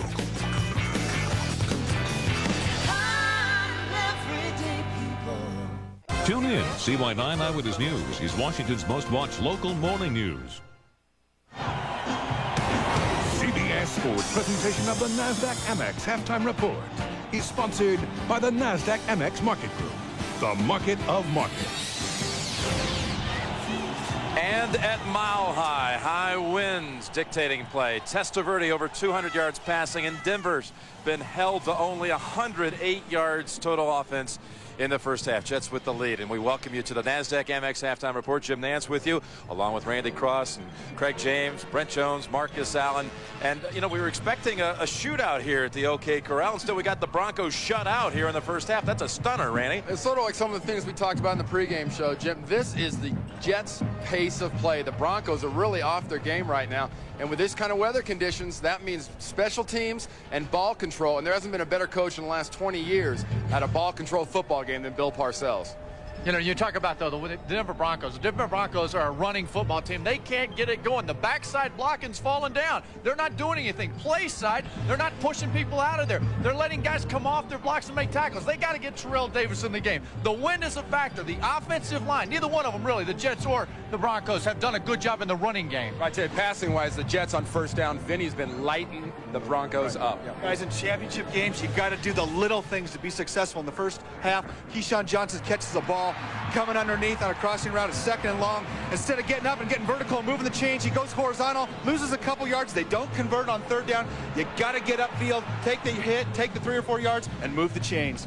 Well, Brent, you know about this. In catching the ball and win like this, you got to pay extra attention to details. You got to stay with the ball. Stay focused on the ball. You can't pull your head off. And then when you do possess it, hey, stay there. Sometimes, hey, forget about the yards after the catch. You got to possess the ball. That's the most important thing. Hey, guys, I hope you believe now, all right? Someone today is going to win the Lamar Hunt Trophy, the winner of this game. But earlier today, the Atlanta Falcons. What a stunning performance as they defeat the Minnesota Vikings and advance to the Super Bowl for the first time in franchise history. Minnesota hosting the NFC title game for the first time since 1976. Down a quick 7, but here comes Cunningham and Randy Moss, not Randy Cross, by the way. Moss with the fingertip grab, and later in the fourth quarter, there's Carl Eller watching. This could have iced it. He had not missed all year, but Gary Anderson from 38 yards missed by a foot. Chandler tied it with a touchdown pass in the OT. Morton Anderson from the same spot. Hole from the near side hash. Here's the placement. The kick, high, end over end. It's gone, and the Falcons are going to the Super Bowl. We came back and we just stuck to our guns and did the things that we needed to do. Overcome the turnovers, we had a chance to win this game. And we made the plays when we needed to. And what can you say about Morton Anderson, man? Came in, they said it all week long. He's going to be the difference, and he was. And what can you say about Chris Chandler? Just an absolute stunning performance by this team overall, and he was special. Hey, you live in Atlanta. What's going on down there with this Falcon team, Randy? Well, you know, 98's been the year of kind of the feel-good story in sports. Rankin Smith dies. The team gets a little down and depressed. Dan Reeves has an open heart surgery. The team rallies behind him. The magic they've had all year long with Jamal Anderson and Chandler, you can't feel better for an organization than you feel for them right now. This has been one of the best years the NFL has seen in a long time, and it just keeps getting better. It really is an amazing story, and now he becomes, does Dan Reeves, just the third coach to take 2 different franchises to a Super Bowl, joining Shula and Bill Parcells, who's going for a 3rd today. All right, we're now pleased to be joined by none other than Joe Willie Namath from his home in Florida. Hey there, Joe. I know you've been watching this first half with just great interest. Your impressions on the Jets play in the first half? Well, first of all, I was happy to see those Jet fans dressed out there amongst all those Bronco fans, all right? Secondly, Bill Parcells has his team prepped. I mean, the defense to shut down that Denver Bronco offense this first half has been remarkable. The offensive line, Randy Cross, of the New York Jets has given great pass protection. Both of these teams are playing great run defense, and Mother Nature's in the mix, but I'd settle for another 3-0 second half. I'm sure you would. Hey, you got to be proud of the play of Vinny Testaverde. Completes his first 13 passes. He's a young boy growing up. He's got your poster in his bedroom. You are his boyhood idol, and you spoke to him just about a week ago. Tell me your impressions of Vinny and about your meeting with him. Yes, I know Vinny a long time, since his college days, too. And, you know, I talked to Vinny out at the complex, and he gave me a hat. He said, Joe, will you sign this hat for me? I said, sure, Vinny. Who's it for, man? He says, well, it's for me. And now what do you write to Vinny, right? You know, you just can't say good luck. So I thought, you know, and I knew, Vinny, I hope you get what you want, man. And that's a championship for the Jet fans and for everybody. You know, Mr. Hester, Jet fans deserve something, and Bill Parcells is putting it right out there. Well, they're maybe just 2 quarters away from winning the AFC championship. How about a prediction here, what we're going to see in the second half? Well, I think you're going to see the Jets still continue to run the same type offense. You know, we've given the ball over. We dropped it a few times, too, on passes. We continue to hold on to the ball, not turn it over. We would have had more points up there. Defensively, you just can't let up that much. You know, with Davis and Elway in that group, the defense has to continue to play solid. All right, Joe. Thank you very much. Great to visit with you. Joe Namath from his home down in Florida with the Super Bowl going to Florida just 2 weeks away. Will the Jets be there? We know Atlanta will be. Thanks for watching the NASDAQ MX Halftime Report. Coming up, the second half of the Jets and the Broncos. Again, the winner goes to Super Bowl 33. We'll be rejoining Greg and Phil in just a moment. Defense off guard. CBS Sports presentation of the NASDAQ Amex Halftime Report is sponsored by the NASDAQ Amex Market Group, the market of markets. Twice. Everybody's always thanking us for having such a successful year. You don't get a chance to really take your hat off and bow to those guys. How are you, man? That's out there supporting us. So Parcells gave us a couple of days off. We're going to spend one of our days shaking those hands. Monday, start your night with an all-new Cosby. Then, when the neighbor's dog won't stop barking, it's Doug to the rescue. Shut up! Shut up! Shut up! An all-new King of Queens. Then, it's Ray's birthday, and he couldn't be happier. 1 year closer to looking like this. An all-new Raymond. And good health is hard to find. Just ask Dr. John Becker. According to your chart, you're really, really nice. An all-new Becker. It all happens CBS Monday. Well, we looked at it as a personal challenge and also as a team challenge to go out and thank each and every fan. And we knew it was a pretty big task, but we feel if we can take one fan at a time, it's possible.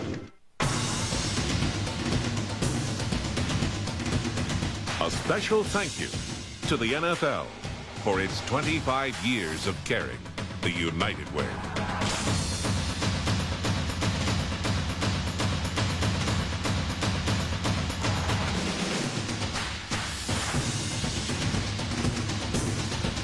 The NFL, the United way, and you. The power of teamwork. CBS Sports presentation of the NASDAQ Amex Halftime Report is sponsored by the NASDAQ Amex Market Group, the market of markets. A John Hall field goal is all that has pierced the scoreboard. 3-0 Jets. CBS Sports coverage of the National Football League will continue after this word from your local station. The address is CBS. Welcome home. Toyotathon continues. Extended through January with terrific new offers like 99 Camry leases with nothing due at lease signing. That's right. There's no down payment, no security deposit, no first month's payment when you lease Camry for just $279 a month. Or buy now and save up to $1,000 on a Camry with air, full power, and more for less than a 98. Toyotathon. The great deals continue.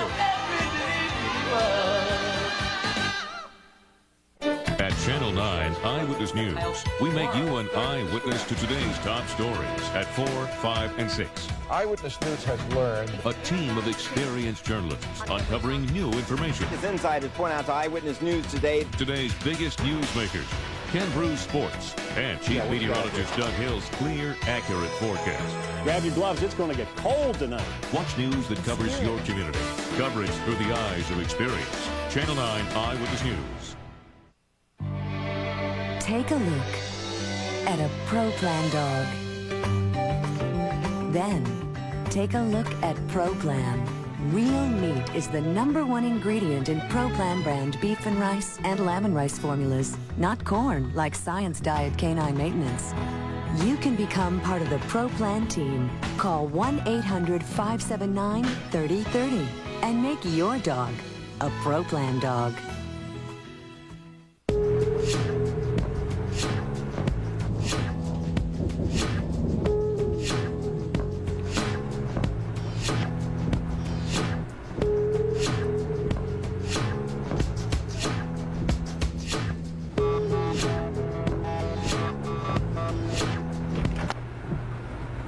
That was interesting. The all-new Volkswagen Jetta. Sometimes everything just comes together. Watch Gordon. Welcome back to Mile High Stadium. Greg Gumbel along with Phil Simms. Interesting first half, a 3-0 score. Everything we didn't expect. Hey, shocking. I mean, that's what it is. And I think the coaches said it. Wind is a great equalizer, and that's what we've seen in the first half. You're at halftime. What you talk about, don't turn the ball over. Just make sure you hold on to it. Don't try to make plays because that could be the difference, a fumble. Take a look at the halftime statistics from the first half. And, boy, one of the amazing things, the New York Jets ran just 8 times. Look at the passing yardage, 217 yards for the Jets, just 25 for the Denver Broncos. The 2 Jets turnovers, very costly. They lead it by a score of 3-0. Teams are getting ready now for the start of the second half, and the Jets will kick it away to the Denver Broncos. Do you think it was a quiet, subdued locker room on each side, Phil? You know, Greg, I think it was, because I think they're both in shock. I mean, I think really, no matter how you look at it, they go, well, I know it's windy, it's this and that, but still they expect to be able to execute and do the simple things, and just not controlling the football by both teams stopped them from scoring. Terrell Davis, 14 carries, 75 yards in the first half, but maybe the biggest difference of all, John Elway, 4 out of 14 for just 33 yards. Denver wanted to run the football. They tried. They had some success. But the thing is, when they tried to take advantage of the fact that they were running the football well, nothing was open for John Elway to throw the football to. So couldn't make those drives, couldn't score because of the defensive backs of the New York Jets. Vaughn Hebron is deep for the Broncos, and he will watch the ball bounce in the end zone, and he will not run it out. Let's check in with our sideline reporters, beginning with Armin Katayan. Armin. Greg, talk to Mike Shanahan. No big surprises, no big changes for the Broncos. They have the win in the third quarter. Look for them to open it up and try to win this game right now. Now over to Bonnie. Bill Parcells seems pretty happy all around. He said his defense is playing great, and he's actually pretty happy with the way the offense is moving the ball. He said give or take a couple weather-related fumbles and miscues. We'd be right in this. Greg? All right, Bonnie. First down for the Broncos from their own 20-yard line. And he'll go right to the air. Incomplete. The ball sailing over Rod Smith, the intended receiver. John Elway struggling with the elements, the wind, the ball not to grip him once. That's why the ball's getting away from him. It did there. But I thought Armin said something was very important. The Broncos have the win. And now when you get in the second half of a game, you know, the loser's out. The strategy is very important. So now you got to take advantage of it while you have it behind your back. On 2nd and 10, Davis, right side. Little bit of running room, about 4 yards on the play. You know, we've been talking all week long. Heck, this is the 8th time we've seen the Denver Broncos this year. We've been talking all season long about how do you stop Terrell Davis. The answer is probably you don't stop him. You just try to contain him a little bit. Try to get, you know, Greg, that is exactly right. And don't over pursue. Don't be, like we said, don't try to be a star. That way they can't use those play action passes and really move the ball down the field. Elway from the shotgun on 3rd and 5. Quick pass, incomplete, intended for Rod Smith, and Ray Mickens was right there to make the play for the Jet cornerback. Now, the one thing the New York Jets, we said it earlier in the show, on 3rd down, especially when you're throwing short passes, trying to pick up the first downs. They do a terrific job of defending those passes. And the best one I've seen with the Jets, and maybe in the National Football League doing that, Ray Mickens, number 24. Dave Meggett deep for the punt from Ruin. End over end, way out of bounds, up near midfield. It's not a terrific punt. It will be terrific field position for the New York Jets when we come back.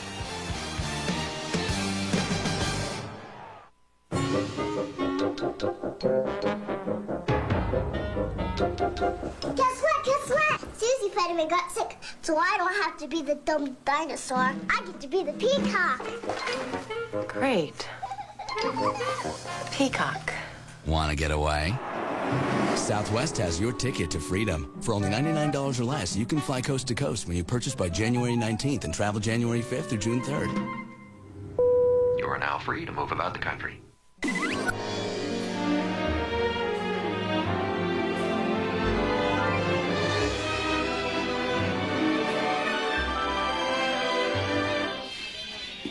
Hey, mister.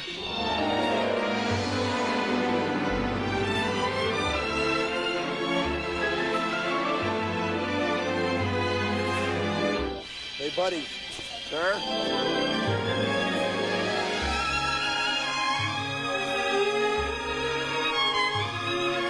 Mister. Hey, buddy. Yo. Hey, buddy. We just ran this Visa card through, and they said you're over your limit. What? Oh. Nah. Hey, You don't understand. I was so close. Sir! Sir! I'm not gonna let go. Please! What? It's my first day! Visa puts limits on its customers. It's not fair. For Pete's sake! But with American Express, you can always do more. She's not real! What do these women have in common? They're all victims of domestic violence that is running rampant on military bases. 60 Minutes tonight.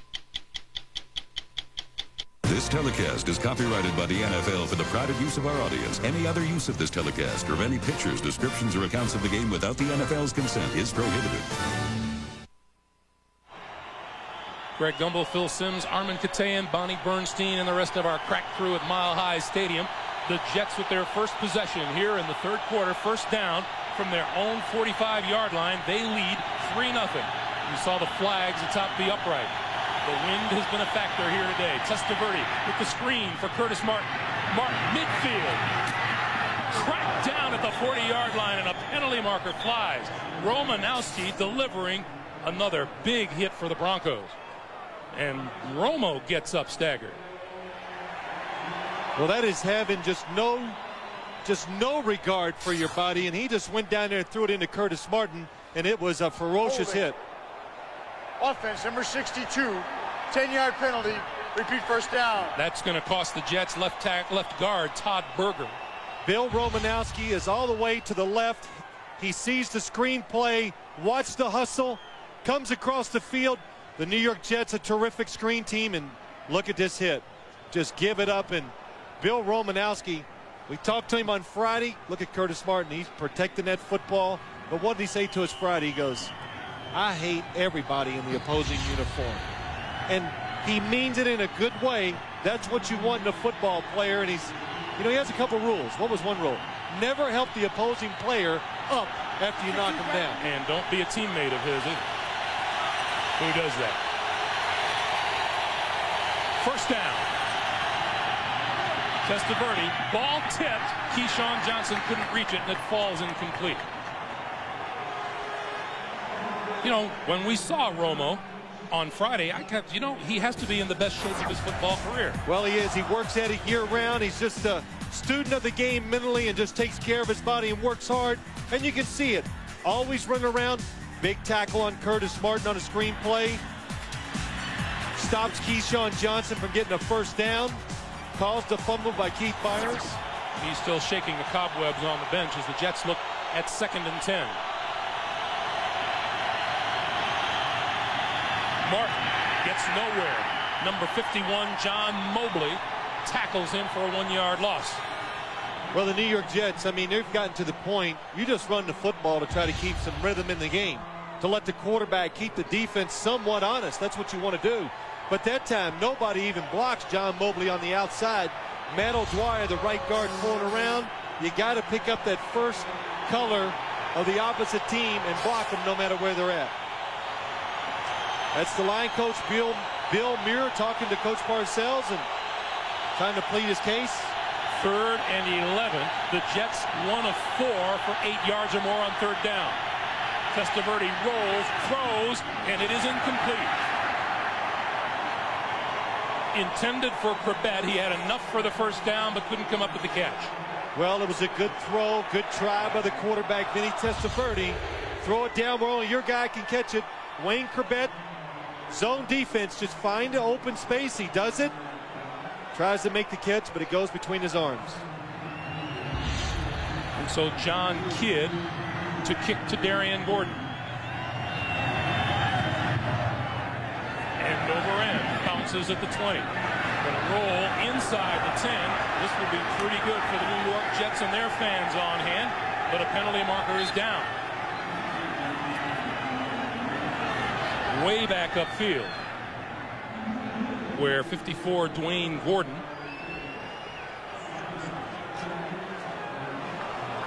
but it's going to be against the Broncos.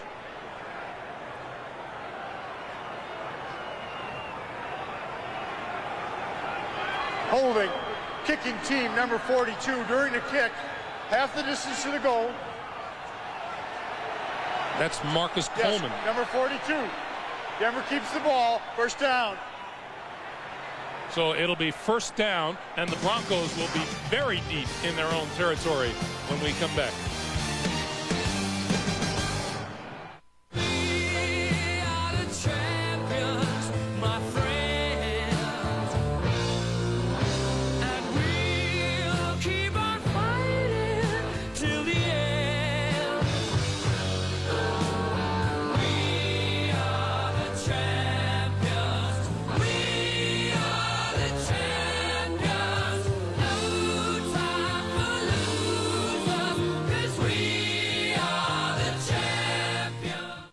In 1984, two computer scientists envisioned the impossible, a seamless network of computer networks.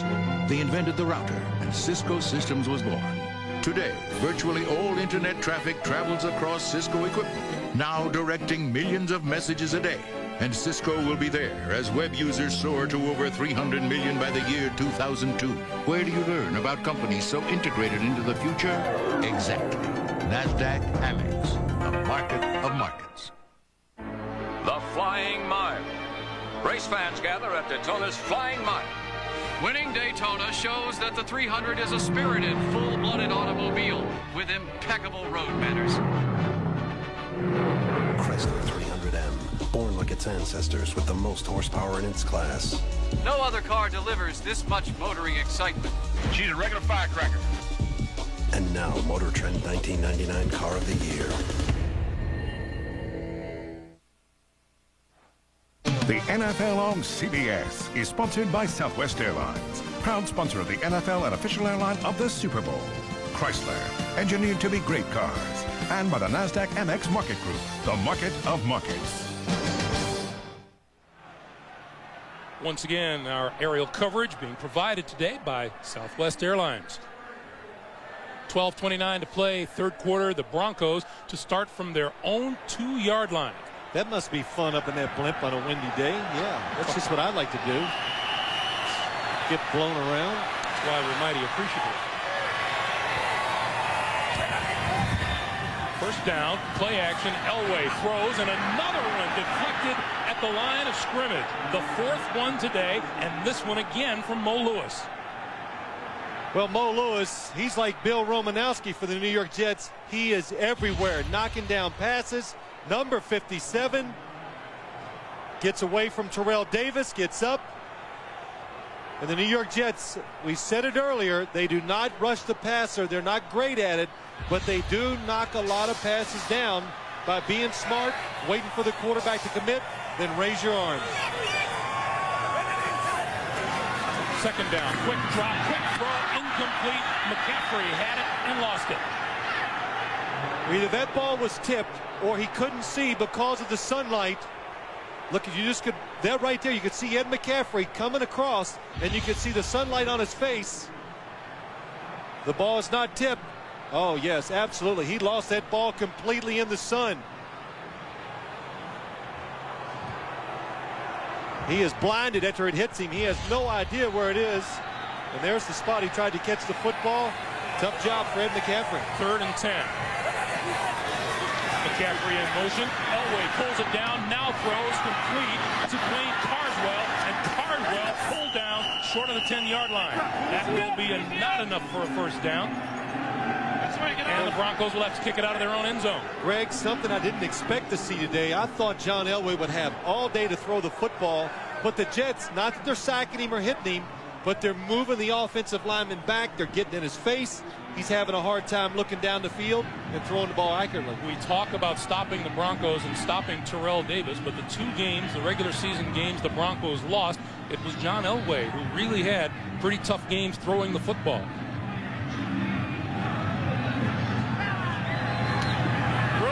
Blocked at the goal line. And the Jets will take over deep in Denver territory. Blake Spence, number 82. Well, they had one blocked earlier in the day, and it was a good job by Glenn Cadres stopping it. And this time, Blake Spence. Let's see where he comes from. The Broncos again miss it. Blake Spence coming untouched. They get confused. The Jets put a lot of people down inside. They leave the backup tight end free. Comes through and does a good job of not going too far and blocking the punt. Tight ends converge. Blake Spence blocked it. The rookie out of Oregon. 6th-year tight end Fred Baxter recovered. And the Jets with the ball at the 1/2-yard line. 1st and goal.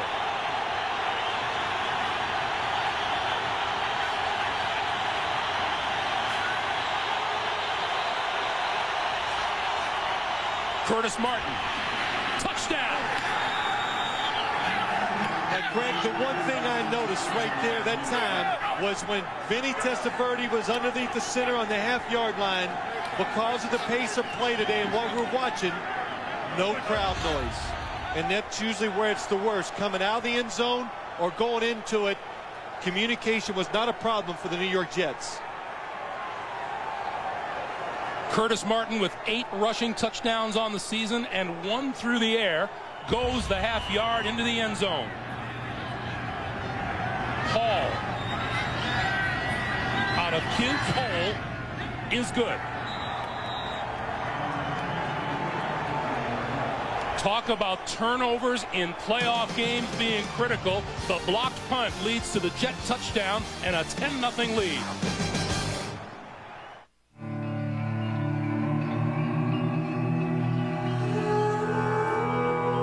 It is a symbol that stands for freedom,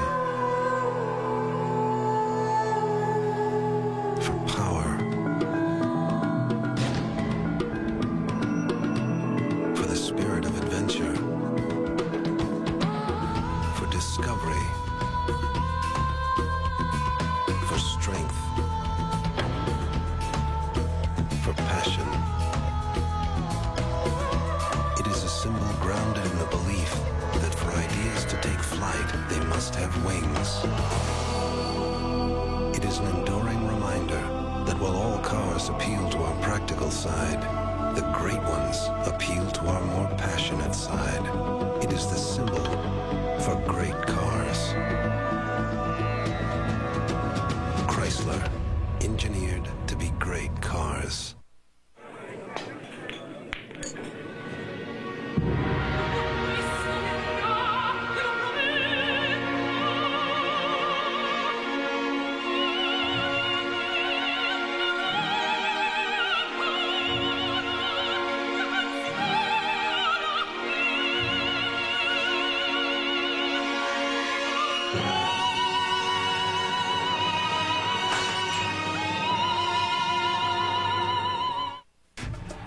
I'm Wayne Corbett for the New York Jets. Together we can make a difference through the United Way.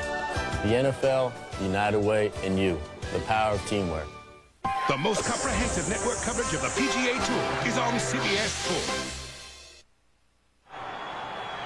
Blake Spence, a rookie out of Oregon, comes up with the biggest play of this game so far. The blocked punt, which gave the Jets the ball at the half-yard line, and Curtis Martin converted. 10-0 Jets. Vaughn Hebron to the 20, to 30, across the 35 and out to the 36. Let's go back to the touchdown. Risky play for the New York Jets. Trevor Price almost tackles Curtis Martin in the end zone for about a 3-4 yard loss, but he makes a good run, and Kevin Mawai, the center, number 68, in the middle, gets Keith Traylor. Tough block, gets him down to the ground, and he knows it. It's a touchdown. Meanwhile, Jets fans will find that a familiar sight. Well, maybe not the hug, but certainly Fireman Ed. Yeah, he won't be doing that cheer in this stadium. Elway sending his receivers back from whence they came. Play fake. All kinds of time. Going long, McCaffrey. Inside the 20 to the Jets' 16-yard line. The New York Jets blow the coverage. They have it. They have the perfect coverage. The safety. Watch this come across. The safety come up. Then Ed McCaffrey gets behind it. Here he comes. He comes up. Ed McCaffrey goes behind. John Elway sees it. Big passing play. Boy, Ed McCaffrey does a good job of making sure of the catch when you're wide open. Terrell Davis, left side. He's what you call running downhill. Greg, that's exactly what I thought. That was running downhill, and it was out of control, too. Victor Green, number 21. Watch Terrell Davis. I mean, when he turns it up, here he comes. Victor Green, number 21, just got enough on him to bring him down. Neil Smith. You betcha. Neil Smith had a 79-yard return of a fumble for a touchdown against the Dolphins last week. On second down. All kinds of time. Elway throws. Touchdown. Howard Griffith.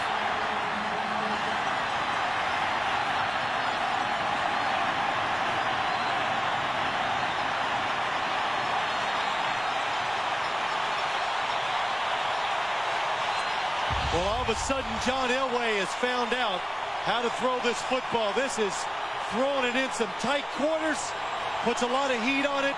Corwin Brown, number 44, saw the play, but because of the speed of the throw, couldn't get there in time to make the play. Elam for the extra point. And it's good. The Jet lead is down to 3. Did you really think on his final appearance at Mile High Stadium you'd hold number 7 down for long?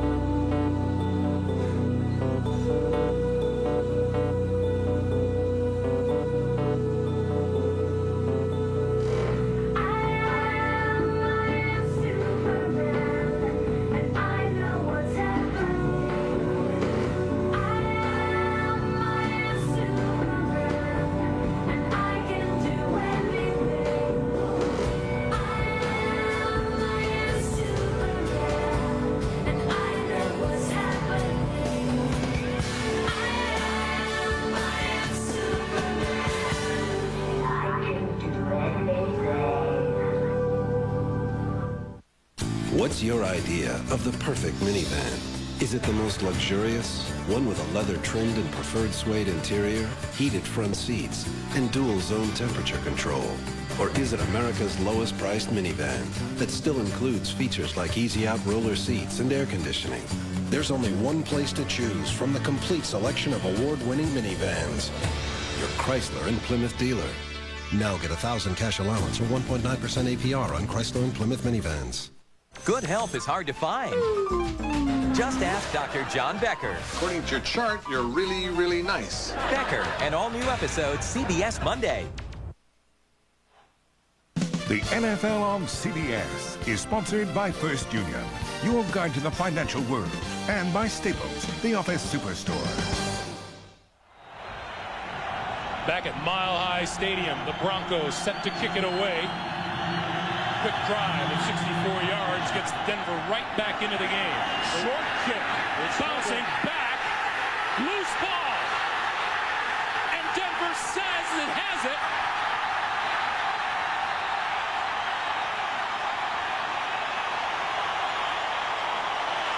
This will be big. The wind held it up right from the start. The Broncos have it.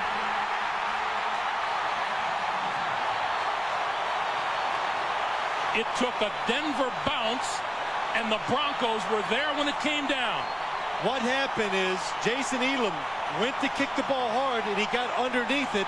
The ball was spinning really hard, harder than normal, and it made it stay up in the air longer. And it lands about 20 to 25 yards short of where it usually would go. When all is said and done, number 56, Keith Burns, comes up with the ball. The Broncos now first down at the Jet 31. Davis inside the 30 to about the 27. The turnaround for the Broncos came after the Jet touchdown. Vaughn Hebron's kickoff return had an excellent field position. Then the long pass to McCaffrey, a little change of pace run for Terrell Davis, and then the touchdown pass to Griffin. You remember the long throw that we saw with the Denver Broncos? The Jets had two safeties back there all day long in passing situations. They've had one and the other one inside. They changed up. The Broncos guessed right. That gave them a big play. Davis to the right side. Penalty marker flies. This will be a holding call against the Broncos.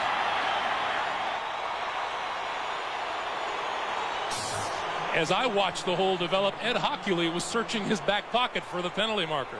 Well, he couldn't get his hands on that flag. He was searching and searching. Offense number 89, 10-yard penalty. Repeat second down. It's the tight end, Dwayne Carswell. It's on. He's blocking Mo Lewis. Number 57, number 89, Dwayne Carswell. Mo Lewis trying to go up the field. Look at that grip. And when you see, well, you can see the jersey being pulled. But when the defender gets turned, when they turn him, then you know the only way you can do that is you have to have a grip of that jersey. Now that's a hold. That was a good one. It's a strong one. It was worth 10. Both teams penalized 4 times for about the same amount of yardage. 2nd and 15.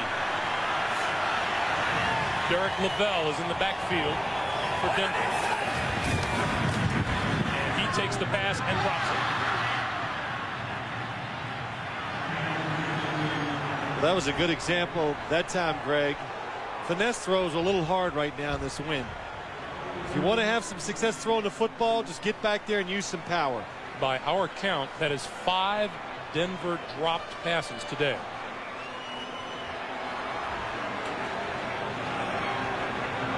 Third and long, and with 8 or more yards to go, the Broncos have come up empty in 3 tries today.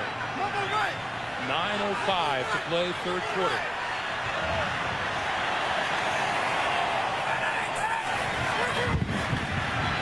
Elway with time over the middle, complete. Rod Smith made the catch. 10-yard pickup, and that's short of a first down, and onto the field comes Jason Elam. But it's enough yards to bring the field goal kicker on the field. If they wouldn't have picked up any positive yards there, I think Mike Shanahan would have punted the football because the wind, it looked like it was going to die down, but now it's extremely gusty on the field. It's blowing my hair up here in the booth. This will be a 44-yard field goal attempt. The flags are still atop the uprights right now. The place down, the kick, it's straight enough, it is long enough, and it's good.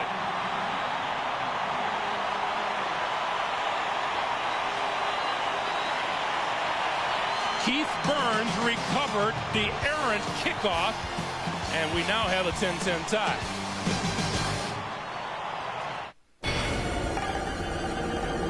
You enter the financial world in search of a secure future. Instead, you find chaos and confusion. 9,000 companies to invest in.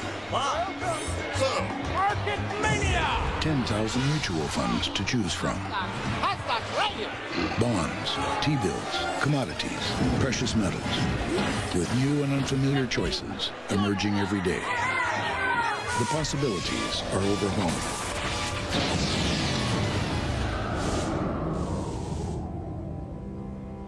Fortunately, there is a beacon in this complex world. An expert partner who, for half a century, has helped tens of thousands of individuals and families find comfort instead of confusion. Come to the mountain called First Union. Or if you prefer, the mountain will come to you. Well, I think we're all in agreement here. Right. Getting all our supplies at Staples will really save us a lot. You guys still work on the boss's pet project to save the company money? Why? The old man's not in town for days. He has no idea what we're doing. In fact, I'm gonna go play another 9 holes right now. What do you think about that? Well, the Staples idea takes care of my pet project. And Harris, we'll discuss your ideas when I get back. Staples saves you money on all your supplies. Want great low prices? Staples, plus free delivery. What tragedy could make a man shut himself off from the world? I don't blend in. Monday, one doctor will find out. Robin Williams in a rare television performance. People stare, they react, they say things. An unforgettable LA Doctors, CBS Monday. Broncos, with the 44-yard field goal by that man, pull into a 10-10 tie. 8:23 to play in the third. Dave Meggett, one of the deep men. Meggett at the 1. And not much further than the 15-yard line. Keith Burns, who recovered the kickoff last time, makes the tackle. Was it a big field goal for the Broncos in their state of mind? Watch Jason Elam from 44 yards out. Yeah. And Mike Shanahan been down 10 points, and all of a sudden, his guys are even at 10. First and 10, Jets, their own 17. Here comes the crowd. Now the crowd is back into it. This will not count. Penalty marker on the play.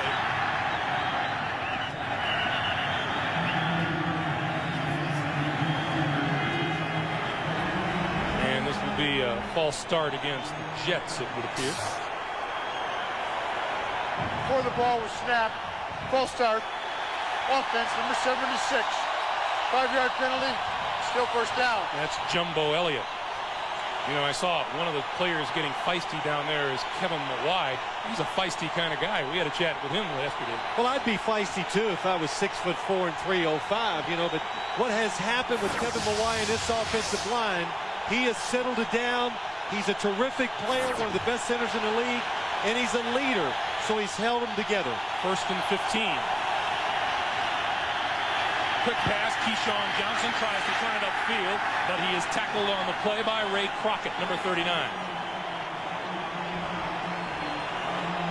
Greg, I said it earlier, the one thing that you've got to be impressed with the last 2 weeks, when we've watched this Bronco defense, people always have a tendency to say, they can be taken advantage of, but terrific tackling down the field. Keyshawn Johnson, tough to bring down, but when these receivers are catching it, the defenders are bringing them down right away, no extra yards.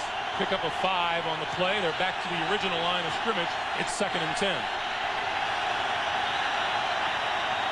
On the draw. Not much there from Martin, maybe a yard. Did you see how long it took Vinny Testaverde to snap that football? What they were doing, spread them out. They spread the defense out, and if the defense spreads with you, then they have a running play. Vinny Testaverde checking his wristband. He has every offensive play in the game plan for today on that list. And that is 105 plays written on that list. Greg, if you tried to read that, you need binoculars. Need them anyway. Yeah. 3rd and 9.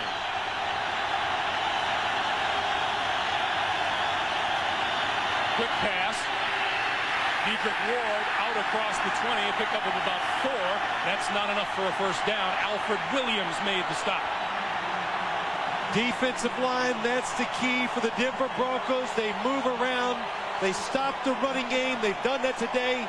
And that time the screenplay is set up. It's going to pick up a first down, but Alfred Williams gets off the pass rush, turns around, and makes the tackle before the first down. John Kidd. Darian Gordon from the 33. Knocked out of bounds at about the 45-yard line. 45-yard punt, 11-yard return. And now the Broncos go back to work on offense, and that means number 7. Talking to Gary Kubiak, who it appears headed to the University of Colorado as their head coach. That's what we hear. Gary Kubiak, the offensive coordinator, helps Mike Shanahan with the offense. Been rumored to take the University of Colorado job as early as tomorrow. Came in the league the same year with John Elway. Drafted the same year, roommates. Now he's coaching him, helped coordinate the offense, and he's done a terrific job. Meanwhile, here is the mile-high hero as he takes over with a tie game. Play action. Pepper Johnson chasing him, and Elway throws it away.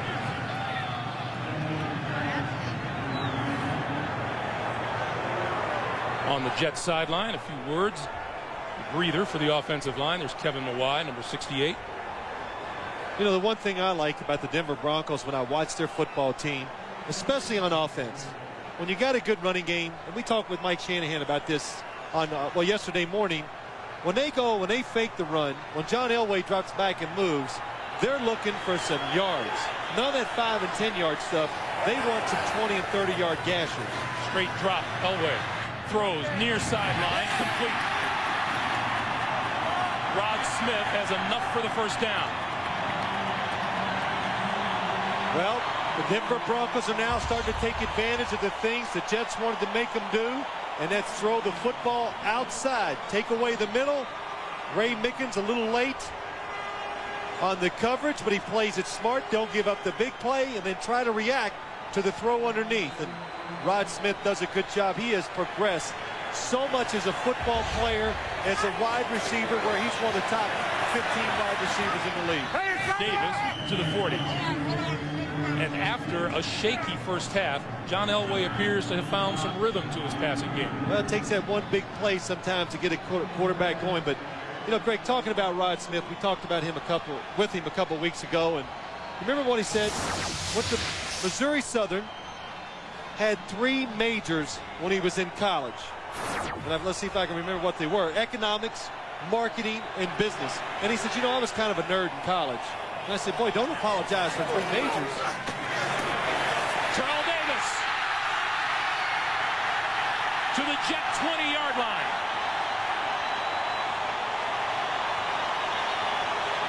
"20 yards, a burst that puts him over the 100-yard mark here today. The Denver Broncos have been going outside with Terrell Davis, and this time they fake the pass. It's a draw play. The defense just hesitates for a second, and he gets through there. And watch Tom Nalen. Oh, and Dan Neal, good job. Tom Nalen coming off of 1 block and then picking up Brian Cox with the 2nd block. Davis again. Inside the 20. Well, we talked about Davis's patience as a runner. He took a little hop and a skip prior to his 20-yard burst. 115 yards on the day. The 13th time this season he's up over 100 yards rushing. And 6 consecutive 100-yard games in the postseason. Ties in with John Riggins. Yeah, I mean, I'm not surprised. I mean, if you hold this guy, if you hold Terrell Davis, you keep him under 120 now. Elway going to throw. All in the middle. Incomplete. Shannon Sharp hit at the goal line by Corwin Brown. And both players are still down.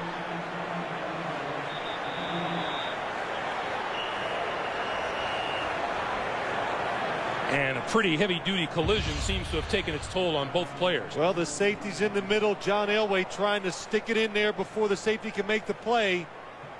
Good effort by Shannon Sharp.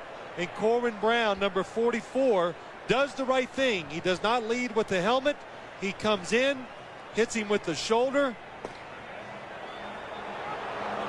You see the hit delivered by Corwin Brown, and number 21, Victor Green, running right along with Shannon Sharp, told us last night that he works out with Shannon during the offseason. They work out down at Grady High School in Atlanta during the offseason, and that shows a lot of courage, toughness, and smartness by Corwin Brown going in there and doing the tackle the proper way. Shannon Sharp walking off to this side of the field. Corwin Brown reaches the sideline at the other side of the field. 42, Marcus Coleman has come on to the field now for the Jets. And Dwayne Carswell, number 86, or make it Byron Chamberlain, number 86, will go on to the field for Denver. John Elway, the turnaround has been a little bit, although he's only 5 of 12 here in the second half. He has thrown the ball much better. And they're throwing it down the field, Greg. When you throw it down the field, you're not going to hit as high a percentage. And that's one of the reasons why he's only 5 of 12. 3rd and 9. Elway. And now has to eat it and falls at the 30-yard line. Second sack of the day for the Jet defense. Chad Cascadden, Brian Cox converged. Most teams, this would take you out of field goal range. But with Jason Elam, you see Mike Shanahan laughing. How can he get mad? John Elway has made hundreds of plays, buying time, moving around. And that time, the Jets just do a good job of covering the receivers down the field. Elam was good from 44 yards out. This one is a 48-yard attempt. On the way, and it is good.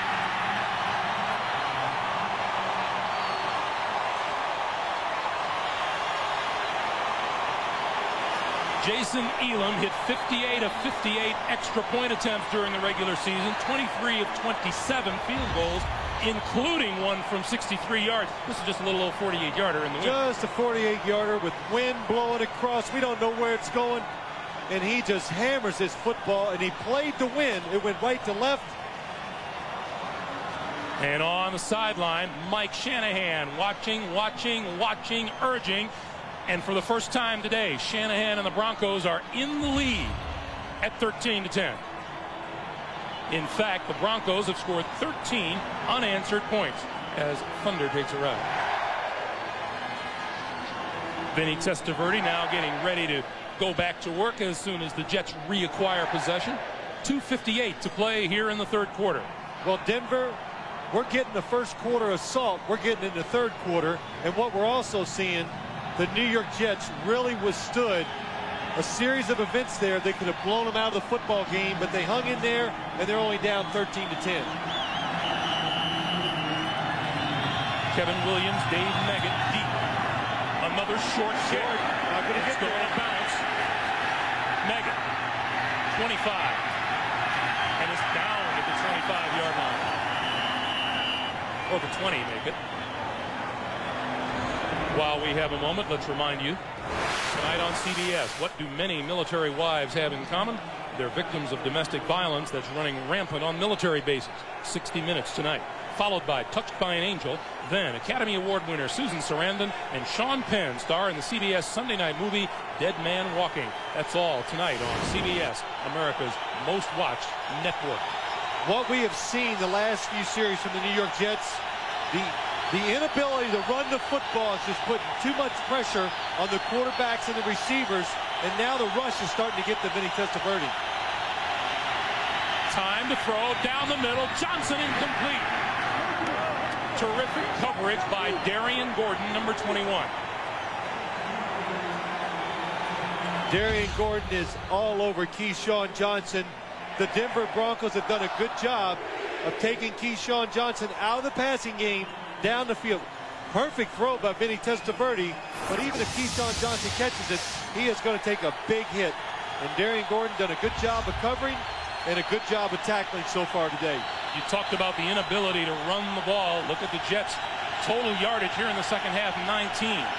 But the Jets have run the ball just 11 times today. Not much there. Marvin Washington leading the charge on Curtis Martin.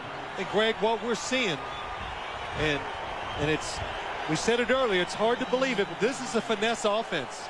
And they like to move their offensive linemen to get angles to create easy blocks for them. And when you're playing a defensive front that moves around and is athletic, they don't stand still. It makes it hard, and that's why Curtis Martin, he can't get back to the line of scrimmage.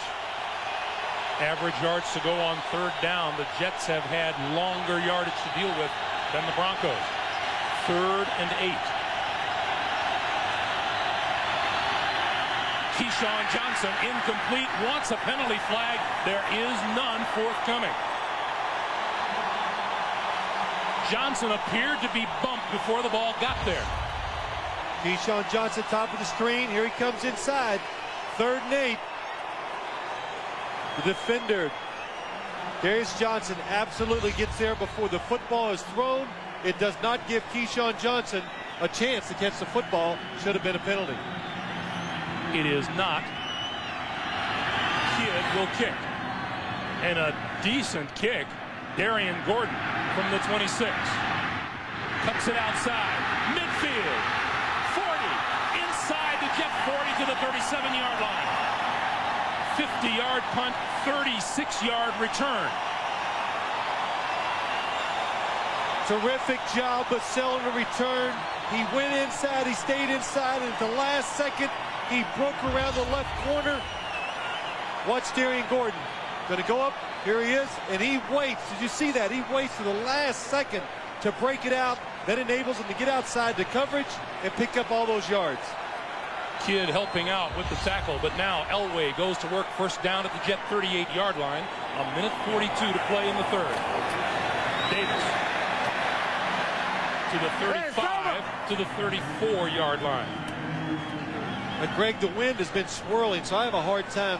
Sometimes I look up, it looks like it's behind the Broncos, but right now it's somewhat, it looks like it's behind them right now.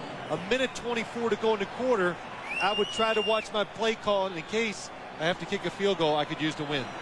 Field position has been terrific for the Broncos. On their last 3 drives, they've begun at the Jet 31, at their own 44, and this one at the Jet 38. The toss. Davis to the 30.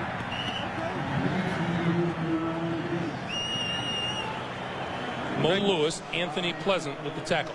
Greg, if you made me pick an outstanding player in a game, I think it'd have to be Mo Lewis. I mean, he has been terrific in rushing the quarterback, knocking passes down, and stopping the run. Again, outside, makes Terrell Davis cut inside, and then reaches out with his left arm and makes the tackle. Fighting off the block from Tony Jones. Clock continues to move. We come up on half a minute to play here in the 3rd quarter. 3rd and 3. The CBS first down line shows you how far the Broncos need to go for a first down. Davis. First down and more. 15, 10, touchdown.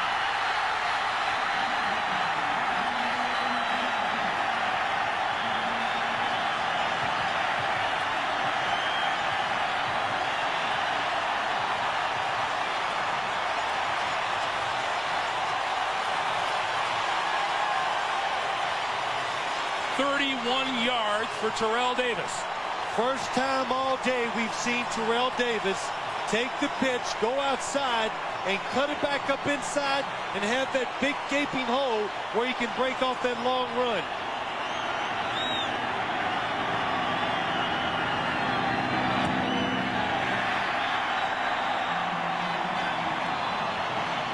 Terrell Davis is averaging 6.7 yards a carry today. Watch how long he goes vertical, and then the longer he gets and goes this way, when he cuts up, look at the hole. Pepper Johnson, Ernie Logan over pursue,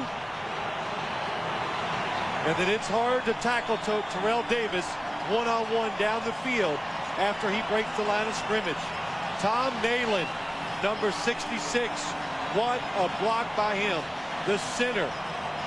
Bill Belichick, the defensive coordinator, told me when we were talking about this game, the key to their run game, especially when Terrell Davis cuts back, is the center, Tom Nalen, staying on his blocks and pushing the defender past the hole. The Denver Broncos, a frustrated offense in the first half, They have broken through, scoring on 4 consecutive drives and scoring 20 points here in the third quarter. As we watch this, it's almost hard to believe now that they were shut out in the first half.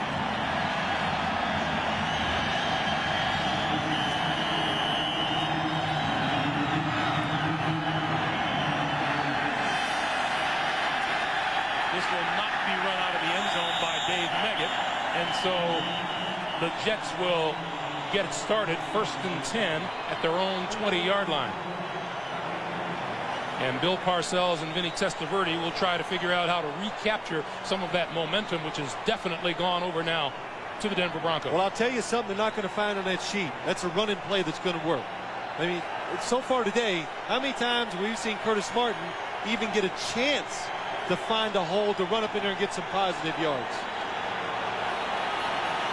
So what you have to do if you're the New York Jets, you've got to complete some passes, get Denver's defense off guard a little, and then sneak a running play in there.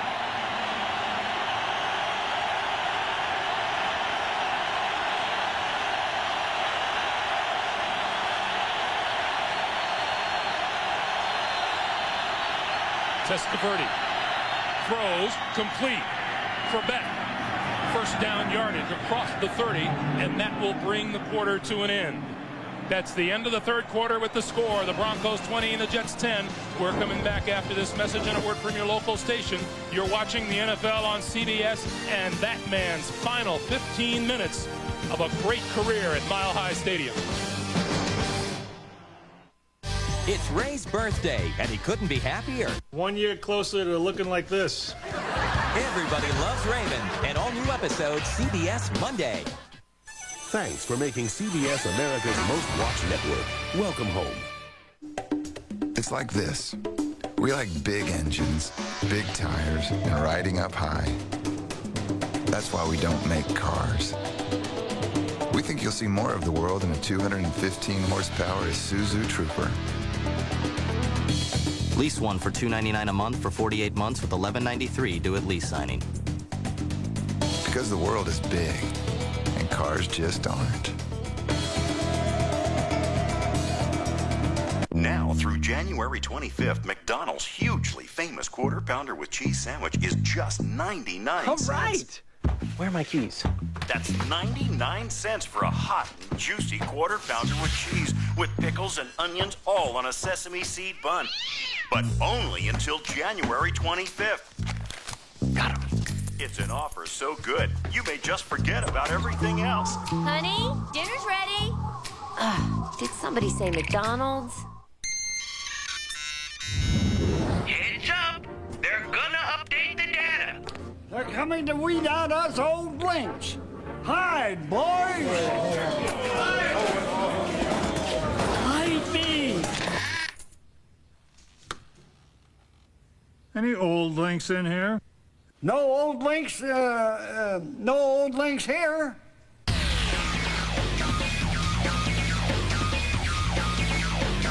Tune in. CY9 Eyewitness News is Washington's most watched local morning news. For the right to meet the Atlanta Falcons in Miami in Super Bowl 33, the AFC Championship game, we begin quarter number 4. 1st and 10 for the Jets from their own 31. Testaverde throwing sideline, incomplete, almost intercepted by Steve Atwater.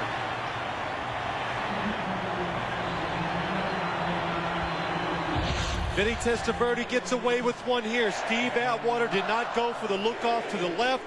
He has a chance to intercept it. Doesn't quite come up with the catch. Been a player, done it for a long time, big hitter, and you remember early in the year, Mike Shanahan was taking him out in some situations and resting him. Steve Atwater was a little upset about it. Mike Shanahan says, well, maybe that's one of the reasons why I did it. I want to give him some stimulation, make him play a little harder. Testaverde screen to Keyshawn Johnson, can't get free, and is dragged down short of the 30-yard line by John Mobley. Loss of 2 yards on the play. Mike Shanahan was telling us yesterday he thinks the New York Jets are the best team in professional football when it comes to throwing screens. This time it's to a wide receiver, Keyshawn Johnson, but a good job. Keith Traylor makes Keyshawn Johnson stay in the backfield, make a move, takes too long. We asked him about, well, how many screens do you think they have? He said a lot. A lot. The Jets apparently for this game have up to 12 screens ready, but none of them have really worked today. Testaverde with time, over the middle, Johnson midfield, and more.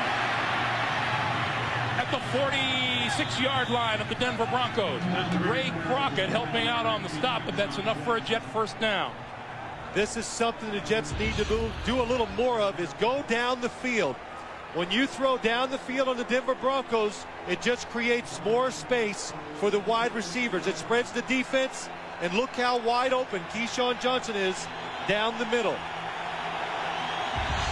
So now the Jets get a little bit of momentum back. At the Denver 46, first down, 13 and a half minutes still to play.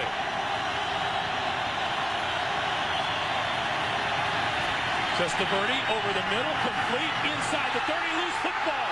Romanowski falls on it. First down, Denver.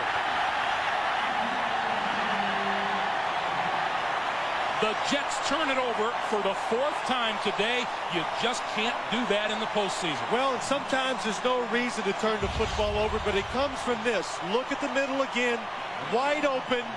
But we talked about it, Alex Van Dyke inside. Look at the hit by Steve Atwater. We said this Denver Bronco team, especially over the last 2 weeks, they've been making good tackles, hitting people down the field. Bill Romanowski hustling, picks up the loose ball. First down at the 28. The turnover story heavily favors the Broncos. Terrell Davis. Now, penalty marker flies in the backfield. And it's going to be a hold on the Broncos. This is the time of the day, and Romo's pretty happy about how things are going. This is the time of day. We talked earlier how Terrell Davis runs so well. Holding. Offense number 29. 10-yard penalty. Big beat first down. In the first quarter, his second best quarter of the day is the fourth quarter. And on the field, looks like it might be Corwin Brown. We'll check it out when we come back.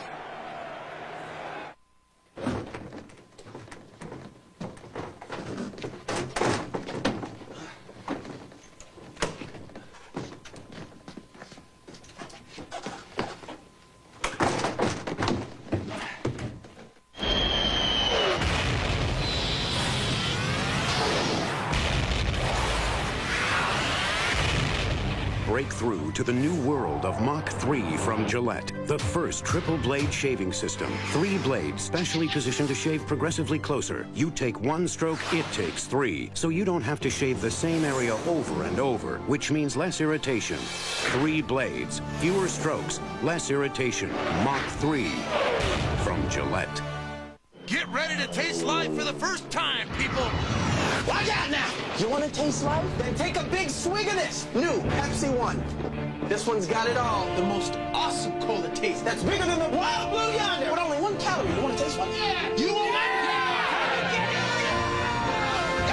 All the taste, 1 calorie. Only one has it all. Regular cola drinkers, diet drinkers, everyone loves the taste. Try it. Tell us what you think, and you could be on your way to the NCAA Final Four.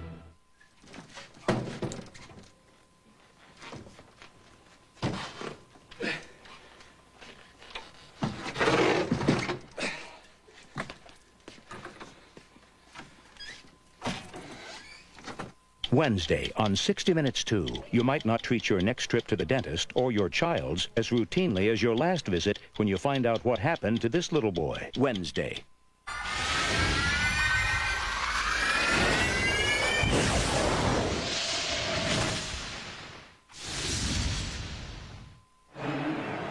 If the Jets are going to make this a serious contest, they're going to have to make a stand sometime soon here.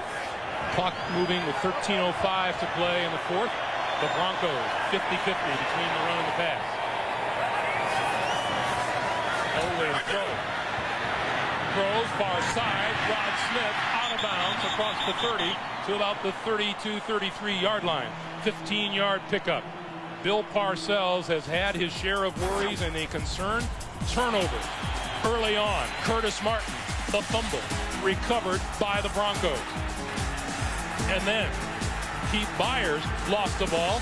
Then an errant kickoff was mishandled by the Jets, and then Alex Van Dyke losing it there. The hit by Atwater, the recover by Rowanowski. Terrell Davis. First down yardage.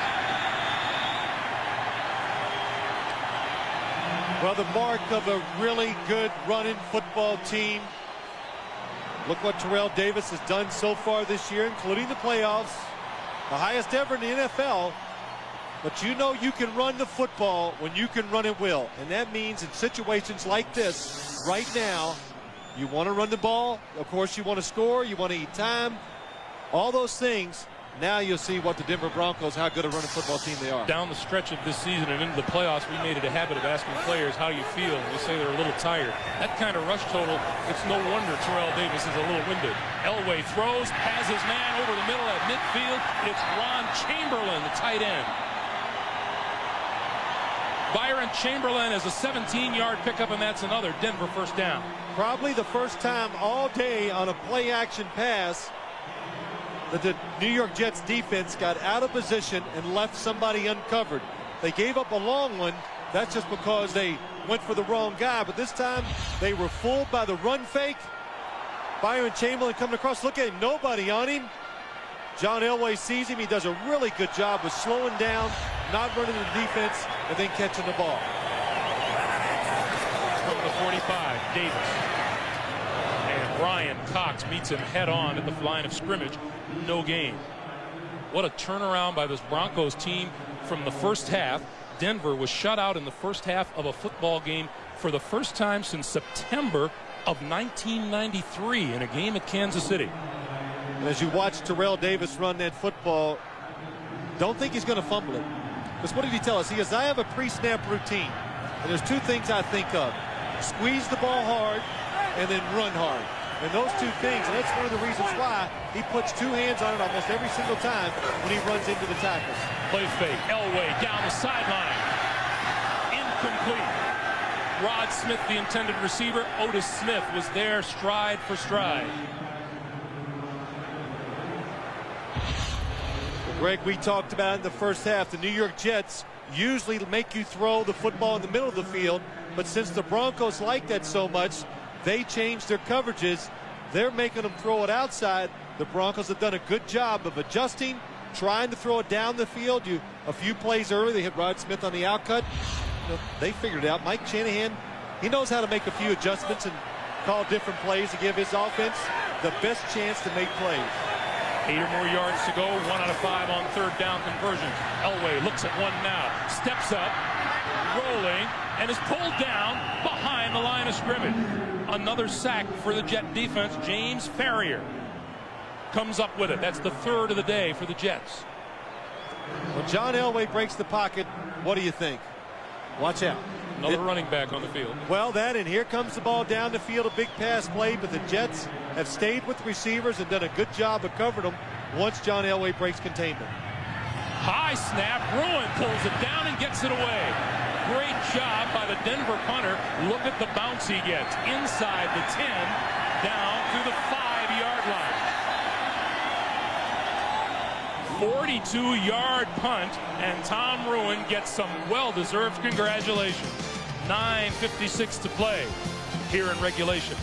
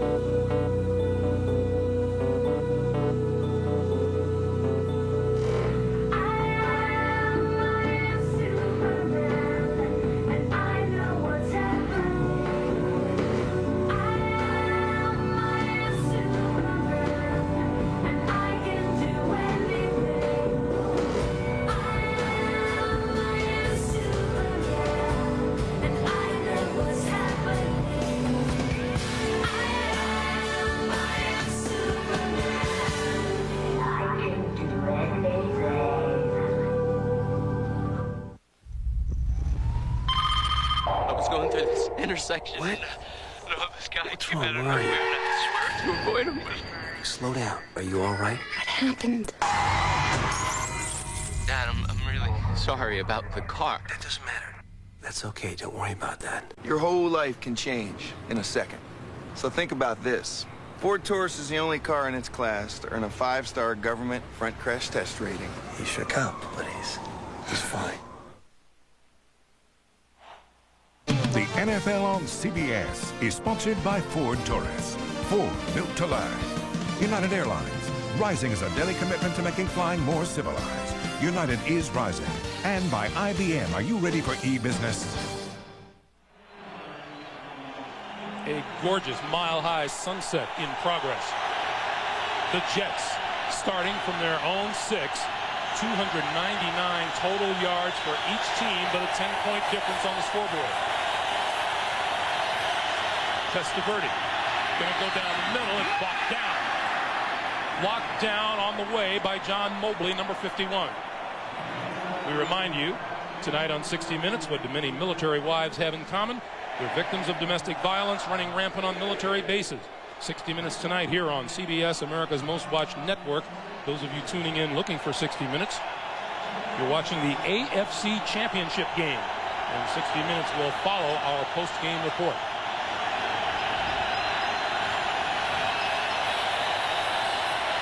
Second and 10. Testaverde, this side, complete. And that's enough for a first down to Dedrick Ward.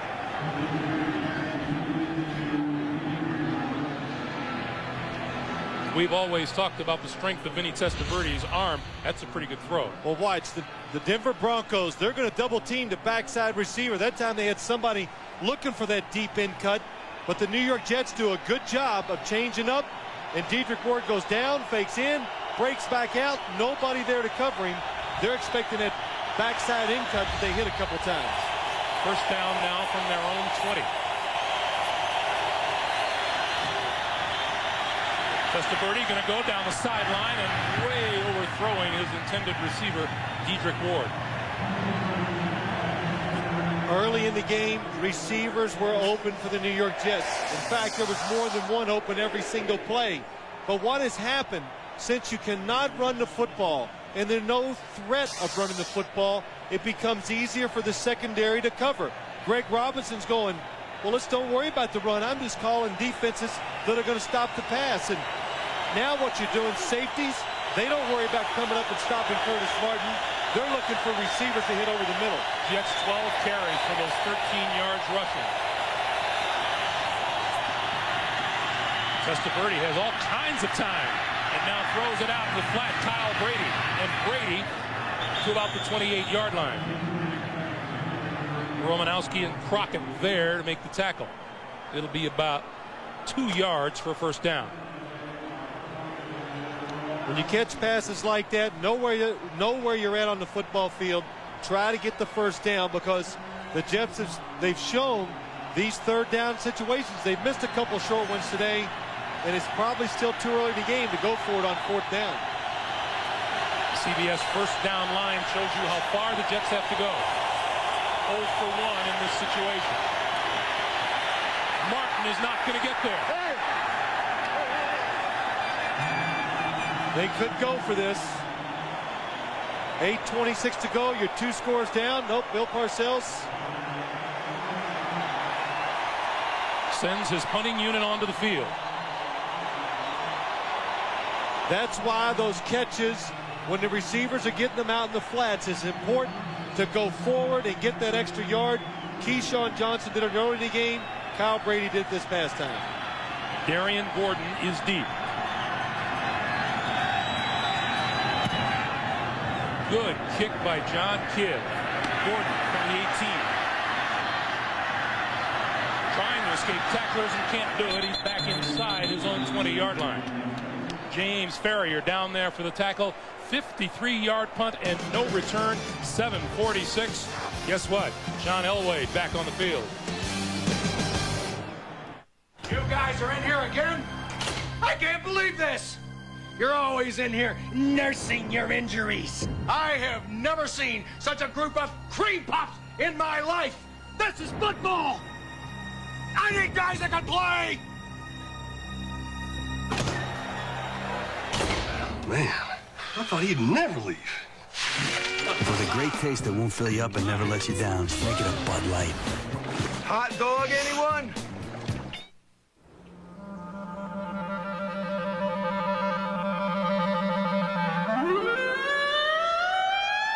Rising is astonishing.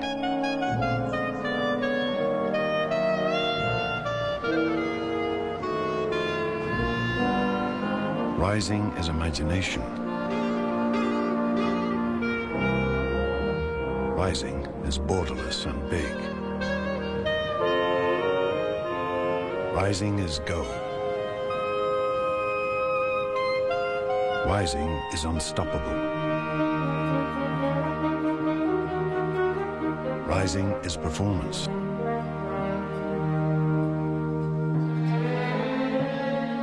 Rising is leading the way.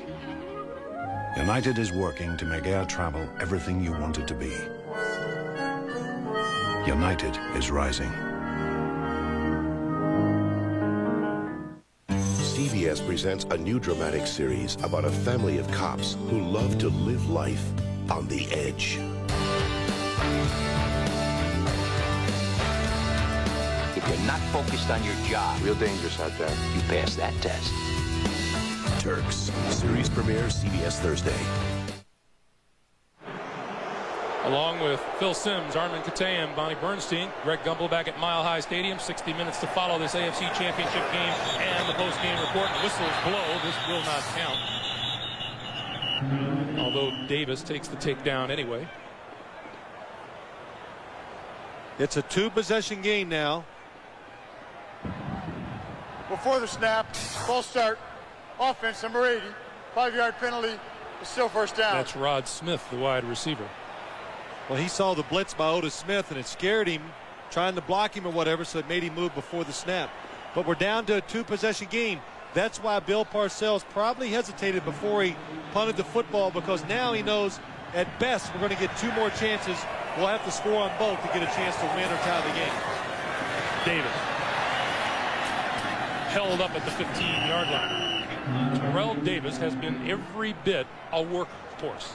Well, he has, and he has been the last couple of years really kind of helping out John Elway. He has prolonged John Elway's career in the fact that Elway has been more productive, and it's been easier for him the last couple of years because they have such a well-rounded offense. Terrell running, and then when it calls for him to throw, they're able to protect him a little longer, make it easier on him. It has been pretty well accepted here in Denver that this is Elway's last go-round.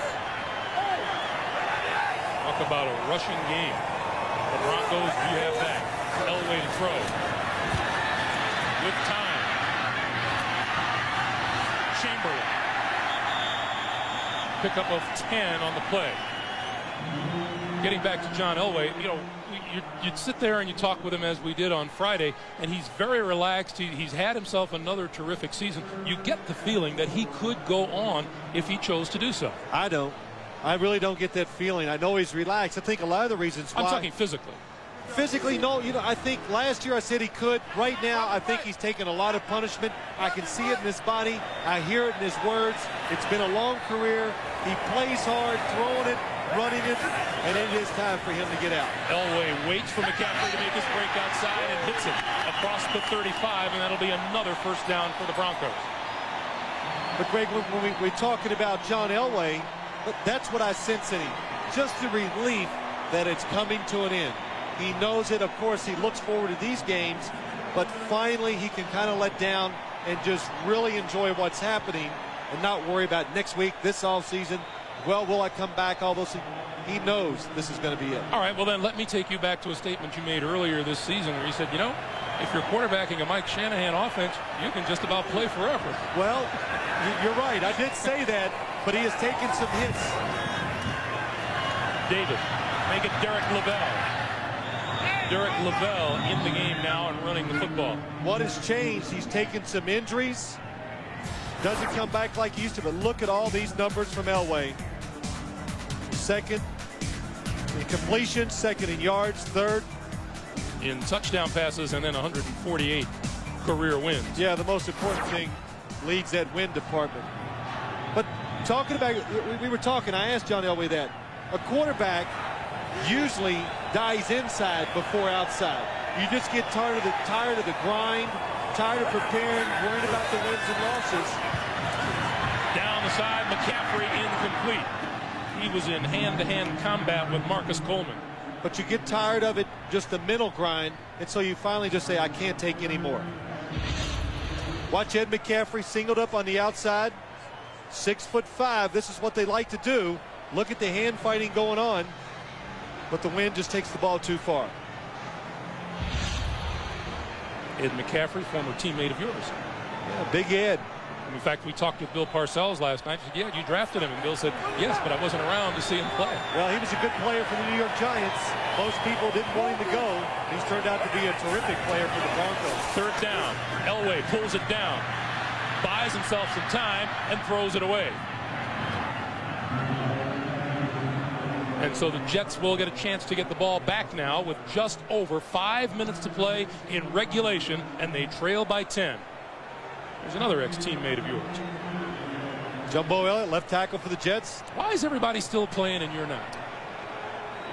Well, that's a good question. Lack of talent. Of course, I'm old enough to be Jumbo's daddy. That might have something to do with it too, Smarty. Dave Meggett is deep.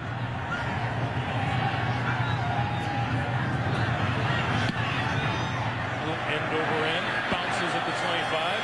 Meggett will stay away from this one. It takes a Bronco bounce inside the 15 to the 12 or 13-yard line, and the Jets will start deep in their own end territory again with 4:51 to play. Good morning. I'd like to cash in my miles for 1 ticket to Paris, France. I'm sorry, sir. Your miles have expired. I've been charging on my Visa card for years to earn this trip, and now I'm gonna have to pay for the ticket. It happens. Paris. Visa says you're over your limit. Visa, it's everywhere you want to be.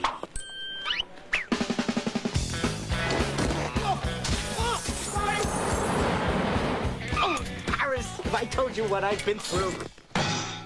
I need a doctor. Je suis un espion. Espion? Espion! Espion!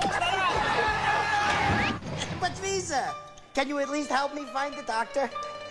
How about a lawyer? Visa says they're everywhere, but American Express helps you with just about everything. So you can always do more. I do not get French fashion.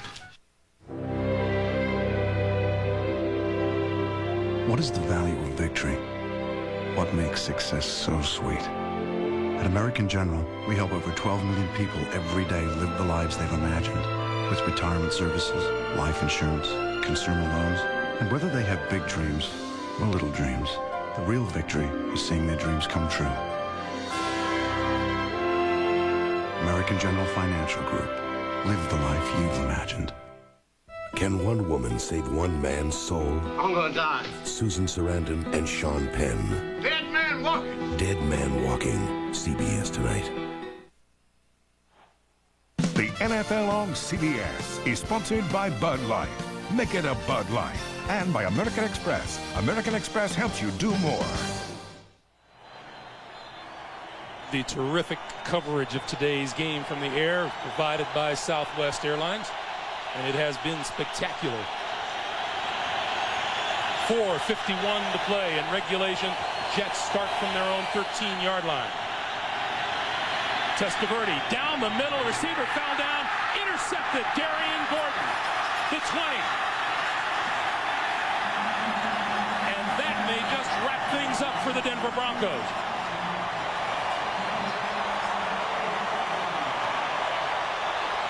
Wayne Krebet was the receiver going down the middle. He slips and falls, it looks like, as he's trying to make the cut. Number 80, little fake outside, going inside. Vinny Testaverde anticipating the throw, does not see him fall down. Watch as he looks down the field. Wayne Krebet would have been right there, except he fell down. Gordon was the leader for the Broncos with 4 interceptions this year. Now the Jet defense, once again, must come through.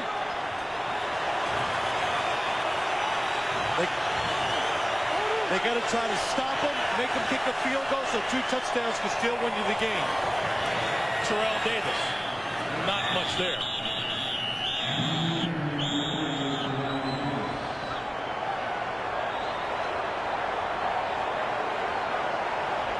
Now the clock the Jets moves now under 4.5 minutes to play. What you got to do, manage the clock. You got to decide when you're going to call these timeouts.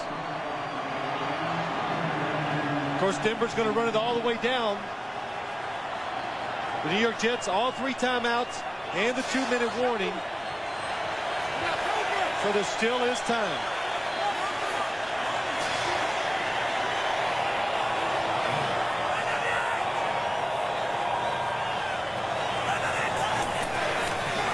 Davis dancing to about the 15-yard line. And a timeout is called. That would be the first of the 3 that the Jets have, and it stops the clock with 3:47 to play here in the 4th quarter. Well, Greg, we know the conditions have been tough for both teams, so that really talks about why it's been a lower scoring game. But also, we got to give credit to both sides. Both defenses they've come out and played tough, taken away the things the other offense likes to do, and both defenses have done a good job of tackling and hitting. Meanwhile, a look at John Elway on the sideline. There you see Vinny Testaverde, but for John Elway and for these fans here at Mile High Stadium, this is truly the end of just a terrific era in the National Football League. What a run. I mean, there's always going to be arguments about John Elway. Is he the greatest to ever play? Put him up there with a few other quarterbacks. Of course, one of them is Dan Marino, but physically, I think the best that's ever played when it comes to throwing and running and applying it to the football field. The toss to Davis, tripped up, and he barely gets back. In fact, he lost a yard on the play, so Jason Elam will come onto the field. But Elway, I mean, is there a sane man with a vote who would not cast a first-round ballot for John Elway when he becomes eligible for the Hall of Fame? Well, I hope not. Sometimes that voting's a little funny. You never know. But he's going in. It's just a question, will everybody vote for him, or will somebody hold out? Meanwhile, the Jets burn their second timeout and stop the clock with 3:44 to play. After watching this game, something that just popped in my mind that Mike Shanahan told us. To win the Super Bowl, the 3 things you got to do. Run the football, have a good, solid quarterback, and you got to play solid defense. The Broncos have shown that today. The Jets, no running game. That's been the difference. Elam from 35 yards out is good. Elam has been good from 44, 48, and now 35 yards. And the Broncos lead increases. We want to remind you tonight on CBS, what do many military wives have in common? They're victims of domestic violence running rampant on military bases. 60 Minutes tonight, followed by Touched by an Angel, and then Academy Award winner Susan Sarandon and Sean Penn star in the CBS Sunday night movie Dead Man Walking. That's coming up tonight on CBS, America's most watched network, following the conclusion of this game and our post-game report. Stay tuned. Jim Nantz and company. Jim's got enough for a football team over there all by himself. Well, I had the chance yesterday. All of them were out in the field, throwing the football around and running in that. They deserve to retire. They did the right thing.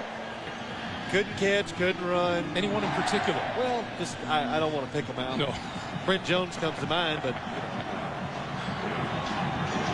the Jets, what they have to do, get this football. They have 4 downs to pick up first downs, keep it moving. You still have 1 timeout, the 2-minute warning, and then you try to onside kick if you score to get that last possession and try to tie the game or try to win the game. Short kick picked off and returned across the 40-yard line by Bobby Hamilton, a third-year D lineman out of Southern Mississippi. 3 minutes, 32 seconds from Miami. That's what the Denver Broncos are looking for. Meanwhile, Vinny Testaverde, who has had such an outstanding season as the quarterback for the New York Jets. And he came through today. Look at the numbers there. He has thrown the football extremely well. He's made good decisions. Wayne Corbett fell down on the interception, but he gave his team a chance every time the opportunity was there to make the plays. Far side, too short, incomplete, intended for Alex Van Dyke. But Greg, we have said it, with no running game, all of a sudden it's amazing, isn't it, how good these defensive backs are getting, how they're covering better, how the pass rushers now, the defensive linemen can get to the quarterback. And by the way, you just saw a shot there of Bill Parcells. Keep in mind, 2 seasons ago, these New York Jets were 1-15. That is a remarkable turnaround in anyone's book. 2nd and 10. This side, complete. Keyshawn Johnson out of bounds inside the 45. That's a first down for the Jets. 15 yards on the play. An AFC championship fact. The Jets, with just 14 yards today, are about to set a record that they would rather not. Unless Vinny Testaverde takes off on a big scramble, which I doubt. He's looking for passing yards down the field. Jets with 1 timeout and 3:22 on the clock. Screen. Megan pulled down. A pickup of about 2 on the play. All everybody talked about before this playoffs, before they started, does Denver have a defense?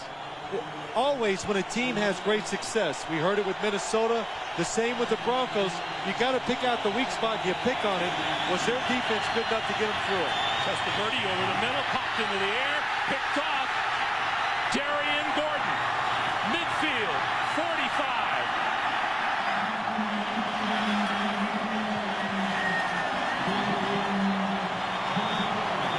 And penalty markers fly in the middle of that pile. And Greg, what we have seen, this defense is good enough. It's proved it last week against Miami, this week against the Jets. They can not only keep you from scoring, they can stop some of your strong points. Well, Bill Parcells told us last night, you can play defense with an attitude when you have an offense that... over. Personal foul, unnecessary roughness, defense, number 62, 15-yard penalty. First down. That penalty is on Todd Berger, but you can play defense with an attitude when you have an offense like the Denver Broncos. And the Denver Broncos, they have a little attitude on defense. They play hard. They're very self-conscious. All the players push each other, and it's all reflected on the way they play the game. In fact, one coach even said, when you come out to play the Broncos, you look at the stats, you go, they're not that good, this defense. Then when you get here, the first thing you realize is that the defense plays at a frantic pace. You just can't. It's a little unorthodox too, but they act like they're 14 points or 17 points ahead, and they have no worries the way they play defense. Darian Gordon is still on his back at the 45-yard line. It appeared to be not on the return, but the victim of a hit after the play was over. Yeah, Todd Berger, after the play was over, delivered a big hit on Darian Gordon, and I saw him just go over and sit down. It looked like to me Todd Berger went in and butted heads, and Darian Gordon was not even looking at him when he got hit. Let's take another look. Well, he gets up. Matt O'Dwyer, they get a little fight going on. There's Todd Berger coming in, so he hits him from the back. And Gordon, his leg's still fine so far. Yeah, I couldn't see where he got hurt. But he is being helped off the field. Meanwhile, until today, Vinny Testaverde had not once this season had a game in which he threw more than 1 interception. A lot of people will point to that too, Greg, and they'll be wrong when you look at that statistic. He did the right thing. They're down 10 points. They're down 13. You got to take a chance. You got to give your team a chance to win. So you throw it down in there, and you hope that that one of your guys can come up with a big play. The Broncos did it. 6 turnovers in a playoff game will not get you a victory. And only down 13 after 6 turnovers. Davis ducks inside the 30-yard line. And the Jets call a timeout to stop the clock with 2:42 to play. That is their final timeout. Question now is, will Mike Shanahan send in Bubby Brister or Brian Greasy and let John Elway walk off to the cheers of a packed Mile High Stadium? He will, but only when this game is secure completely. And it's not. They still got to kick this field goal, Greg. So many times it happens. I'll give you a good example. Last year, the New York Giants against the Minnesota Vikings in the playoffs, they had them beat. The Vikings score late, the onside kick. They recovered. They score again. The Giants lose. So always play it. Don't leave anything for chance. Play it till the end. But yes, Mike Shanahan would love to take out John Elway and let the crowd salute him one more time. And you know, over the course of the season, we think we've heard some noise here at Mile High. It may not even begin to compare with what we would hear saluting John Elway as he walks off the field.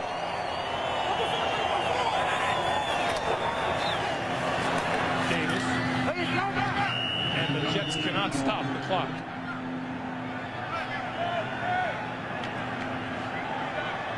And Elway takes a walk over here.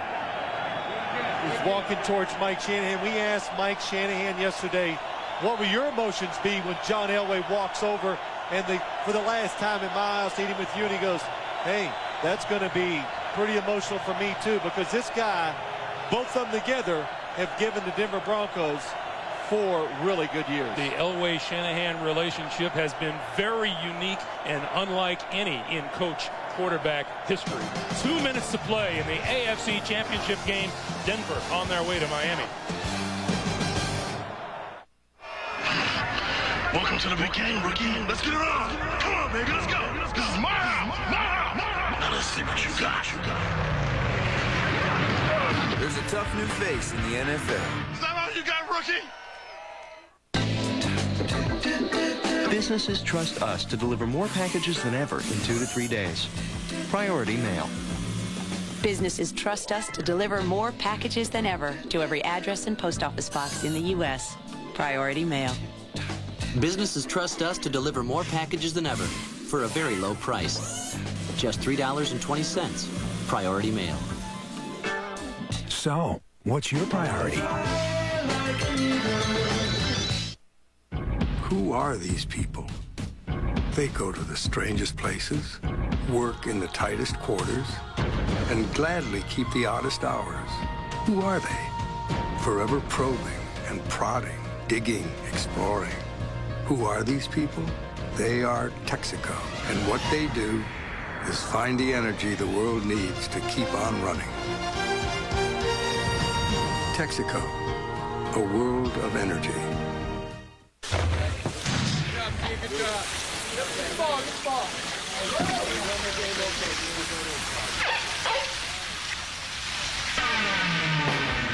There's a tough new face in the NFL. When the neighbor's dog won't stop barking, it's Doug to the rescue. Shut up! Shut up! Shut up! An all-new King of Queens, CBS Monday. The honcho, the man in charge of the Denver Broncos, Pat Bowlen, with a bit of a smile on the sideline. And why not, as his Broncos are headed back to the Super Bowl. Now, I noticed something here. It's a little different. I always thought Pat Bowlen always wore an orange tie, but I think, you know what has happened, the jerseys, it looks like they've changed the color of the jersey just a little. It looks like his tie changed too. Oh. You know, you got to be flexible. Sure. So he's shown that he is. 3rd and 7 for Elway and the Broncos. Davis looking for running room, doesn't have it. Pickup of a yard on the play. And tempers flare a bit. Well, the last thing the Jets need to do is get another 15-yarder. And now I want to see what the Broncos are going to do. They'll run the clock down, I'm sure, to 1 second. Clock continues to move. 1.5 minutes to play in regulation. But I would think they want to kick the field goal to go up 16 points.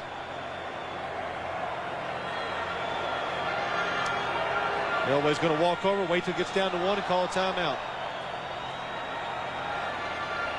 And that's exactly what happens. He stops the clock with 1:15 to play.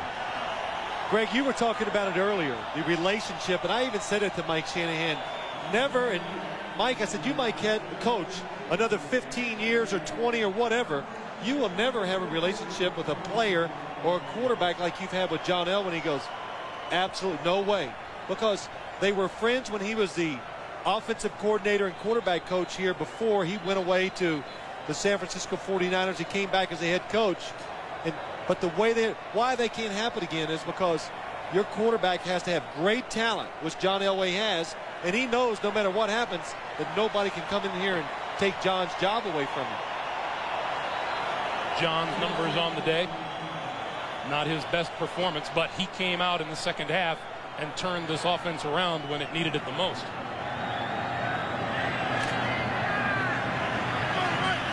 Fourth and 6.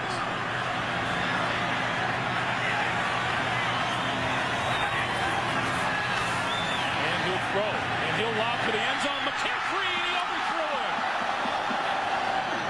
Would that be amazing if that is John Elway's last pass at Mile High Stadium? Well, the Denver Broncos were not even going to take the chance of having a field goal block, so they do. They throw the ball into the end zone. Here come the cheers for John Elway.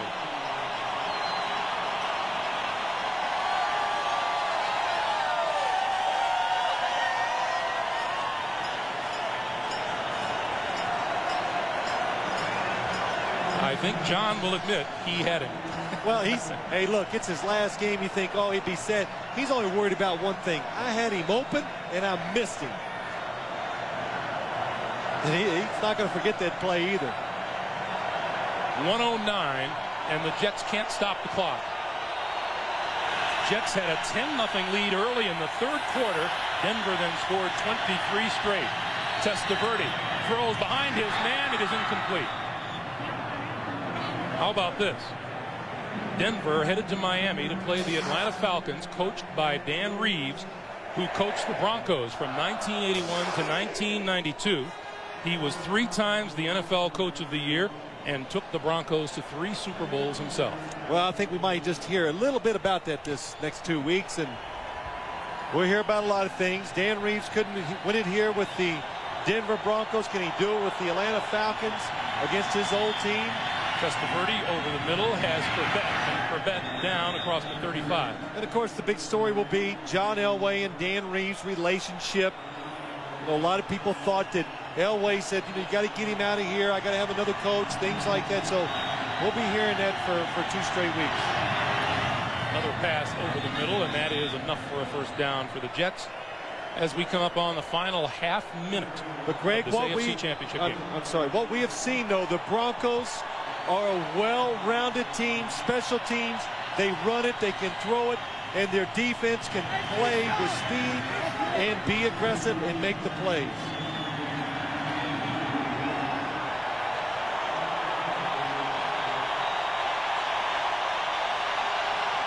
We're about to get a mile-high salute of the first order. And Mike Shanahan's about ready to get wet. Testaverde throws, incomplete. It's all over. The Broncos repeat as AFC champions, and they'll return to the Super Bowl.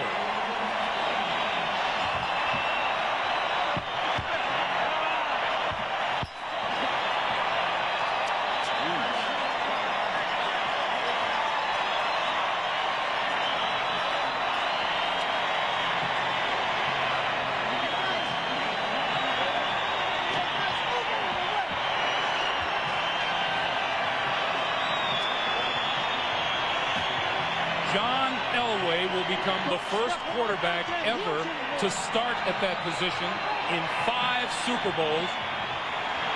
And he's making a mad dash for a corner of the end zone. Well, he's going to take one last lap around the stadium. 16 years.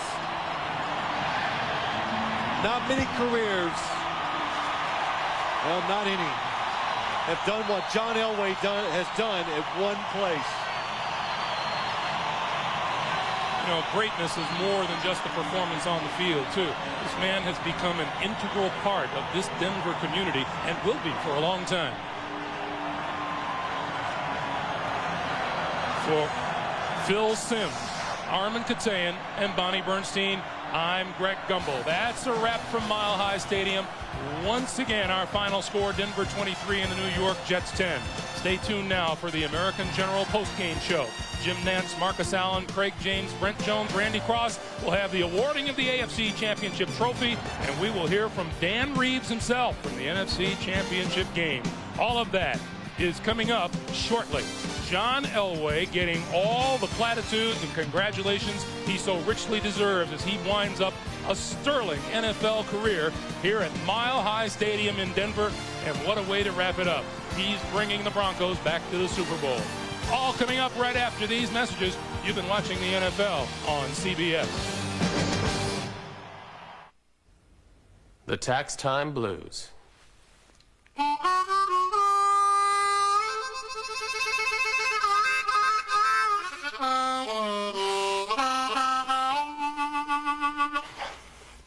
Four- and five-star tax-free bond funds from American Century. Just call.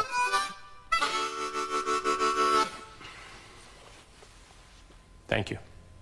1-800-321-3219. My dad taught me what it means to be a true fan. What it means to come out and give 110%. Right, Dad? Yeah! I'm more the quiet type. Oh, yeah! Well, the cold doesn't bother me so much. It's the chili dogs. Oh, that's why I bring out the Rolaids. Rolade starts to neutralize acid in less than 10 seconds, getting you back on your game fast. It's just like Grandpa always says. You got to be your best out here. Rolaids, R-O-L-A-I-D-S, spells relief. Mom doesn't make it out to the games. I don't know why.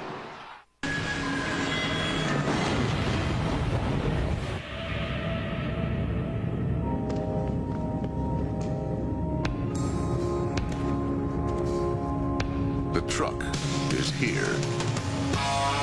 Introducing the new Silverado. It's bigger. It's more powerful. It's the truck from Chevrolet.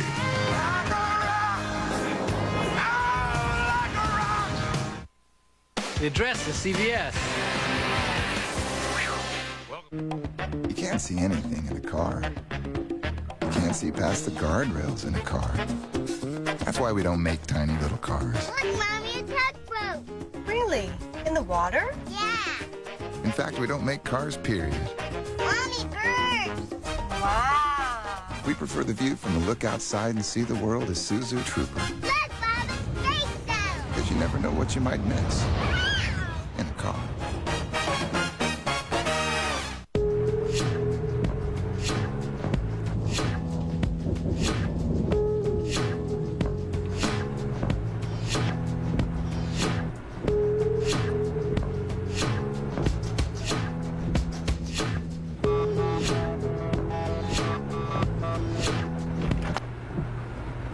That was interesting.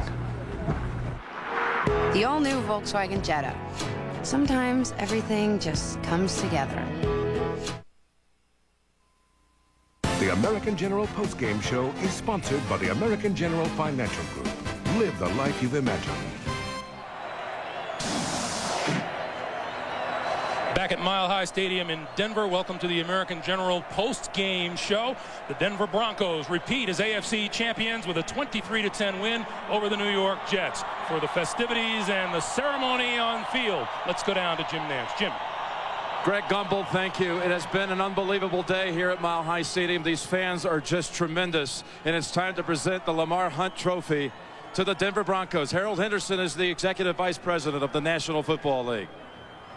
Pat, on behalf of the American Football Conference, it gives me great pleasure to present the Lamar Hunt Trophy, awarded annually to the AFC Championship team, to you, Coach Mike Shanahan, all the great Broncos players, and the Broncos fans everywhere. It was a tremendous game, another come-from-behind victory led by the great John Elway. We wish the best of luck to the Broncos as they meet the Atlanta Falcons in Miami in Super Bowl 33 2 weeks from today. Congratulations. Thank you, Mr. Henderson. Mr. Bolin, I know that trophy feels awful good right now, the Lamar Hunt Trophy. And the Denver Broncos become the first AFC franchise to go to a Super Bowl 6 times. A lot of that's due to these people right out here. You know, when we go to Miami and we hopefully get the next trophy, it'll be for all these fans because they're the greatest. Congratulations. Coach Shanahan, for the first time in your career here at Denver, you were shut out at halftime, but you made some remarkable adjustments in the second half. Tell us about it. Well, first of all, we beat a heck of a football team today. Very well coached. They played hard for 60 minutes. Our players stepped up. They made the plays. They're the ones right there. Look at them. Fantastic job, guys. And thank you, fans. What turned it around for the Broncos? It seemed like the block punt was almost a wake-up call for your team. What was it? Well, we had that win in the third quarter, which was to our advantage. And this team all the time, anytime we've been down, they've stepped up with adversity, and that's what they did tonight. Mike, what about winning one more time here for John Elway? How much was that talked about in the locker room and on the sidelines? Well, you know, it wasn't talked about a whole lot. But what has he meant to this organization, this town? 16 years, and we still haven't accomplished what we set out, but it's sure a good start. You're going to hear this a lot in the next 2 weeks. You're going to be going against Dan Reeves, your former boss, in the Super Bowl, and it's a matter of public record. You were his former assistant, and it was a stormy relationship in the end, but what about going against Dan Reeves in the Super Bowl? Well, I'll be honest with you, at times we were best friends. You know, he's just done an incredible job at Atlanta. Well coached, you're playing hard. It's going to be a great game. We're just happy to be there. Mike, terrific job once more. Mike Shanahan going back to the Super Bowl. Let me bring in Terrell Davis. What turned it around here, Terrell? I don't know. I think the team just came in and everybody made their mind up that, you know, get together, everybody come together and just try to pull and do the things that we've been doing all year to win this game. How about this guy to your left right now? How about winning one for John Elway today? What did that mean to this team? It meant a lot. We didn't want John to go out on the sour note, so everybody pulled together, and it was special for him, so I'm happy for him. All right. Well, what about the Atlanta Falcons? Well, right now I'm just going to rest and enjoy this and then look at the film maybe sometime this week. All right. John Elway. Hey, this is what you came back for. This is what it was all about. How satisfying is it right now for you, John? Unbelievable. I mean, to come back and have the year that we had and to be able to play it here today and get the win, what a great feeling. And we're really looking forward to going back. And instead of winning this next one for me, we're going to win it for everybody here. You will become the first quarterback to ever start in a Super Bowl 5 times. What does that mean to you? Well, I mean, that just tells you so much about this organization and the fans and everything we're all about. And I'm just thrilled to death to be going back. And we know we're going to be facing a tough football team, so we're going to have to play better than we did today. Was this your last game at Mile High Stadium? I can't tell you that yet, but I tell you what, we're going to go out and try to win the next one. How about one last message? If it is, in fact, your last time in a Denver uniform here at Mile High, how about one last message for all your fans here and around the country? I love you! Greg Gumbel, back to you. The Denver Broncos snapped a 13-game NFC winning streak in the Super Bowl last year. They're looking to win 2 straight for the AFC. More on the American General post-game report in a moment.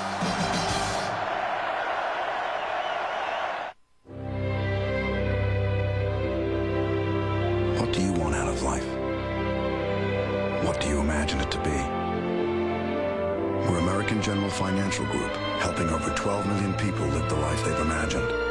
With retirement plans, life insurance, and consumer loans. American General Financial Group. Live the life you've imagined.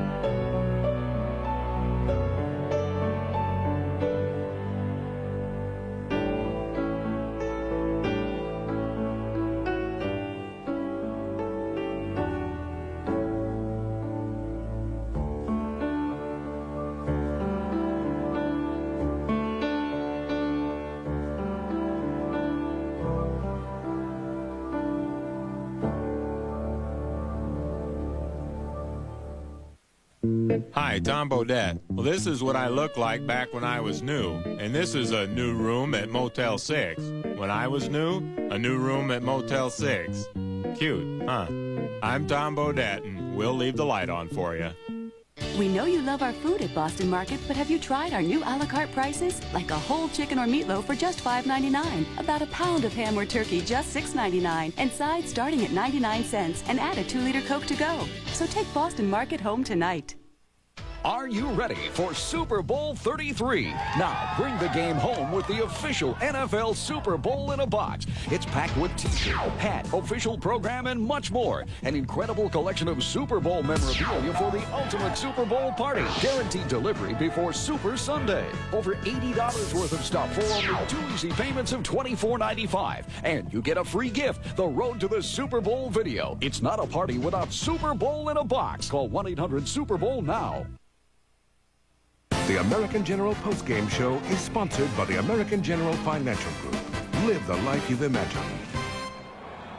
Back at Mile High Stadium, in an emotional John Elway hoisting the Lamar Hunt Trophy, taking a victory lap around Mile High, and a bit exhausted from the entire afternoon, I'm sure. 60 Minutes is coming up next year on CBS. The Broncos were down 10-0 here, folks.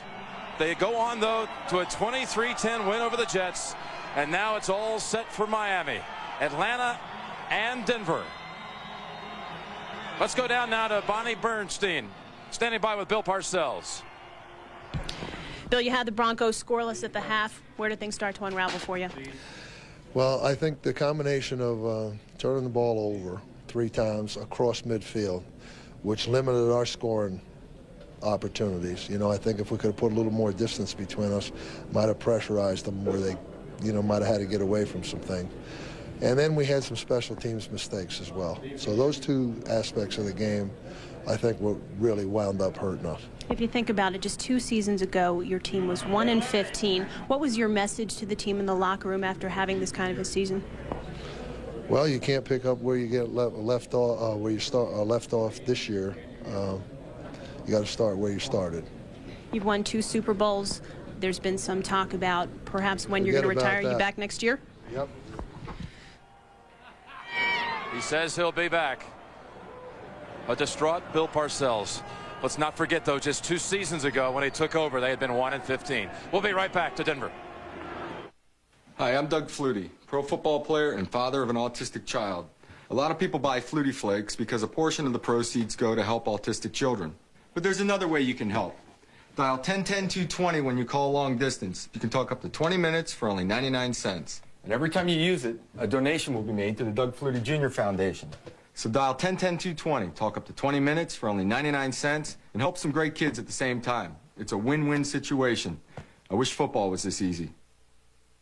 We know you love our food at Boston Market, but have you tried our new a la carte prices? Like a whole chicken or meatloaf for just $5.99, about a pound of ham or turkey just $6.99, and sides starting at 99 cents, and add a 2-liter Coke to go. So take Boston Market home tonight.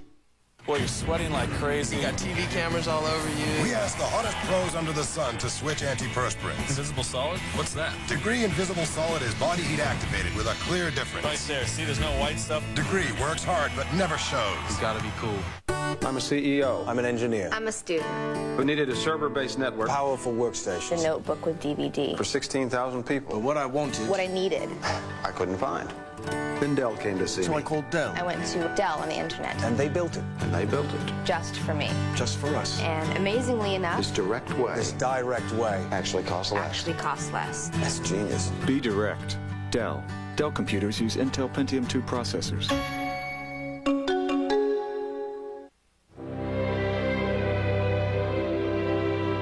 What is the value of victory? What makes success so sweet? At American General, we help over 12 million people every day live the lives they've imagined. With retirement services, life insurance, consumer loans, and whether they have big dreams or little dreams, the real victory is seeing their dreams come true. American General Financial Group. Live the life you've imagined. Welcome back to Denver. One of the great smiles, one of the great men in sports, John Elway. Well, his dream It's going to be answered. He's going back to the Super Bowl. Broncos with a chance to defend down in Miami against the Atlanta Falcons. And folks, they've already established the Broncos as 8.5-point favorites. Would like to apologize to Dan Reeves. We were hoping to hear from the Atlanta Falcons coach, but due to the lateness of this game here tonight, we're not going to have a chance to visit with Coach Reeves. But what a day this has been at Mile High Stadium. We began almost 6 hours ago when John Elway trotted onto the field in the glare of the bright sun to seek one more championship in front of the fans who adored him now for the past 16 seasons. As night descended upon the Rockies, Bill Parcells' Jets were grounded by a Denver team that dominated the third quarter, scoring 20 points in a 10-minute stretch. Now John Elway has at least one more football game to play in Miami against Atlanta in Super Bowl 33. It has also been a long journey for our team at CBS Sports, waiting 5 years to return to the NFL, and how sweet it is to be back in the league. This has been quite a season, and on behalf of all of us here at CBS Sports, we thank you for sharing it with us. I'm Jim Nantz. Good night from Denver, Colorado. The American General Financial Group, Live the Life You've Imagined, presents A Season to Remember. Today's going to be a war! 1, 2, 3, Garrison Hurst still on his feet. Into the end zone. Touchdown. Touchdown, touchdown, touchdown. Touchdown. Say touchdown, Deion Sanders. Touchdown, Cincinnati. This place is Bedlam. It is bonkers. It is bananas. Feel the power. 100, touchdown. 63 yards. Holy moly. We're going all the way. Call it plays in there.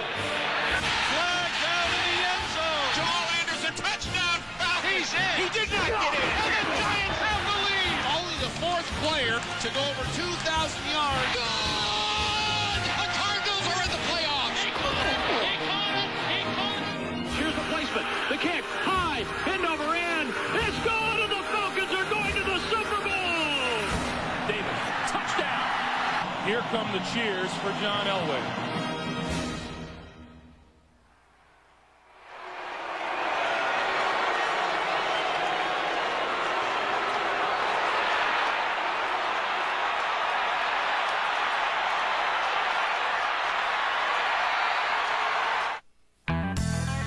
We schedule frequent flights. We go places you want to go. We fly so you can too. You are now free to move about the country. Thanks for making CBS America's most watched network. Welcome home.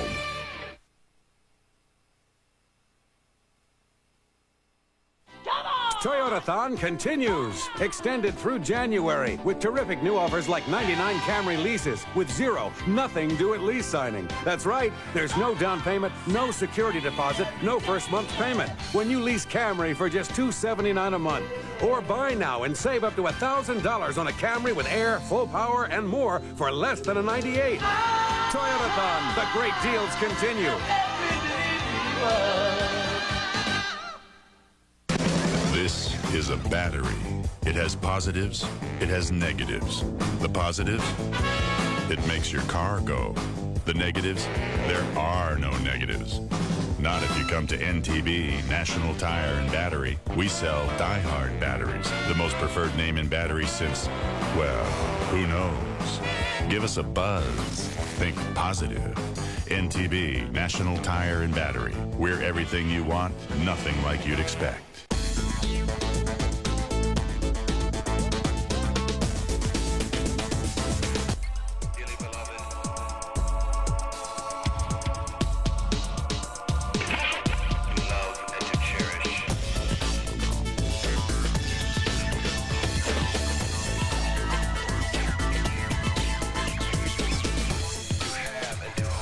The BMW 3 Series sedan from $26,970. Watch Gordon Peterson and Andrea Rowe on 9 Eyewitness News at 6 and 11. Is being a family. William Devane stars in Turks. Series premiere CBS Thursday.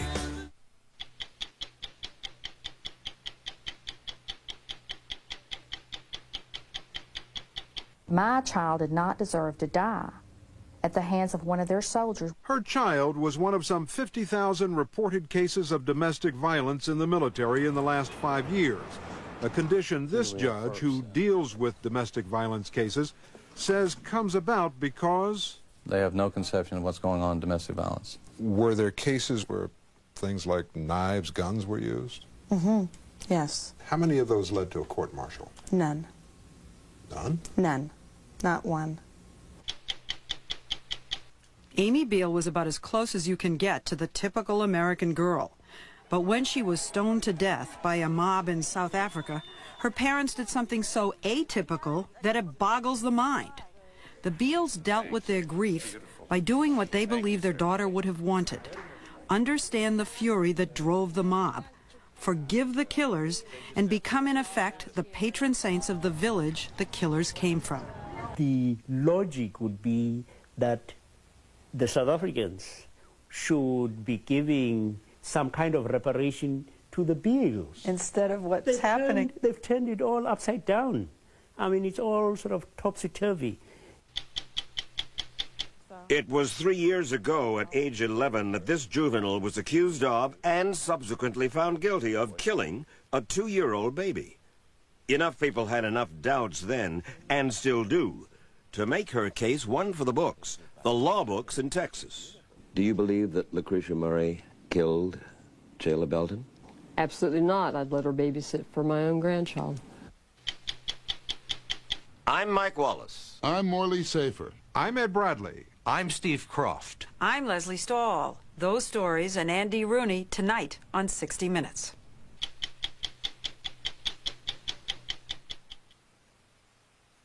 For 97 years, GMC has designed trucks for people who drove them not because they were trendy, but because their lives depended on them. Heroes who measured a truck by its power and its determination. That heritage lives in the new Yukon Denali.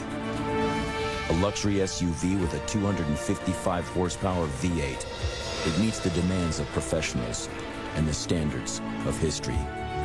The Yukon Denali by GMC. Take these off, put these on. It's time to take a little trip where the water is fine and the crab legs are steaming hot and delicious. And for a little while, they're just $9.99 a pound. Escape to Red Lobster. These days in Washington, there's more heartburn than ever, and more burning, and more pressure. More pain. It's time someone did more about it, too. Alka-Seltzer does more, with more medicines to speed complete relief to your worst heartburn and pain. Alka-Seltzer, more complete heartburn relief. I work out to keep my body in shape.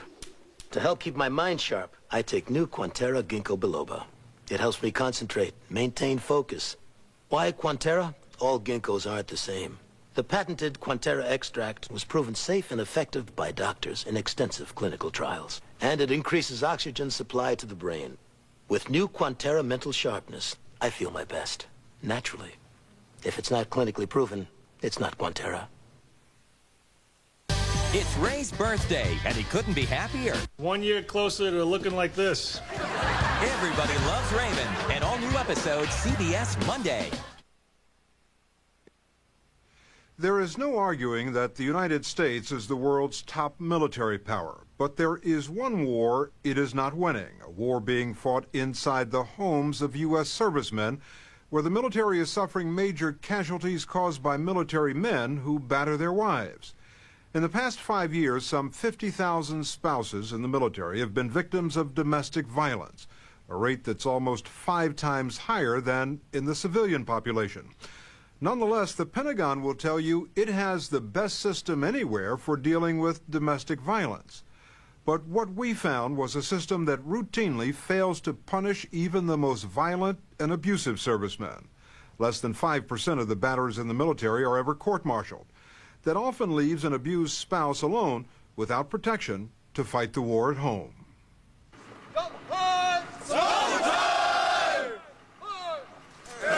This is Fort Campbell in Kentucky, home of the Army's elite Air Assault Division.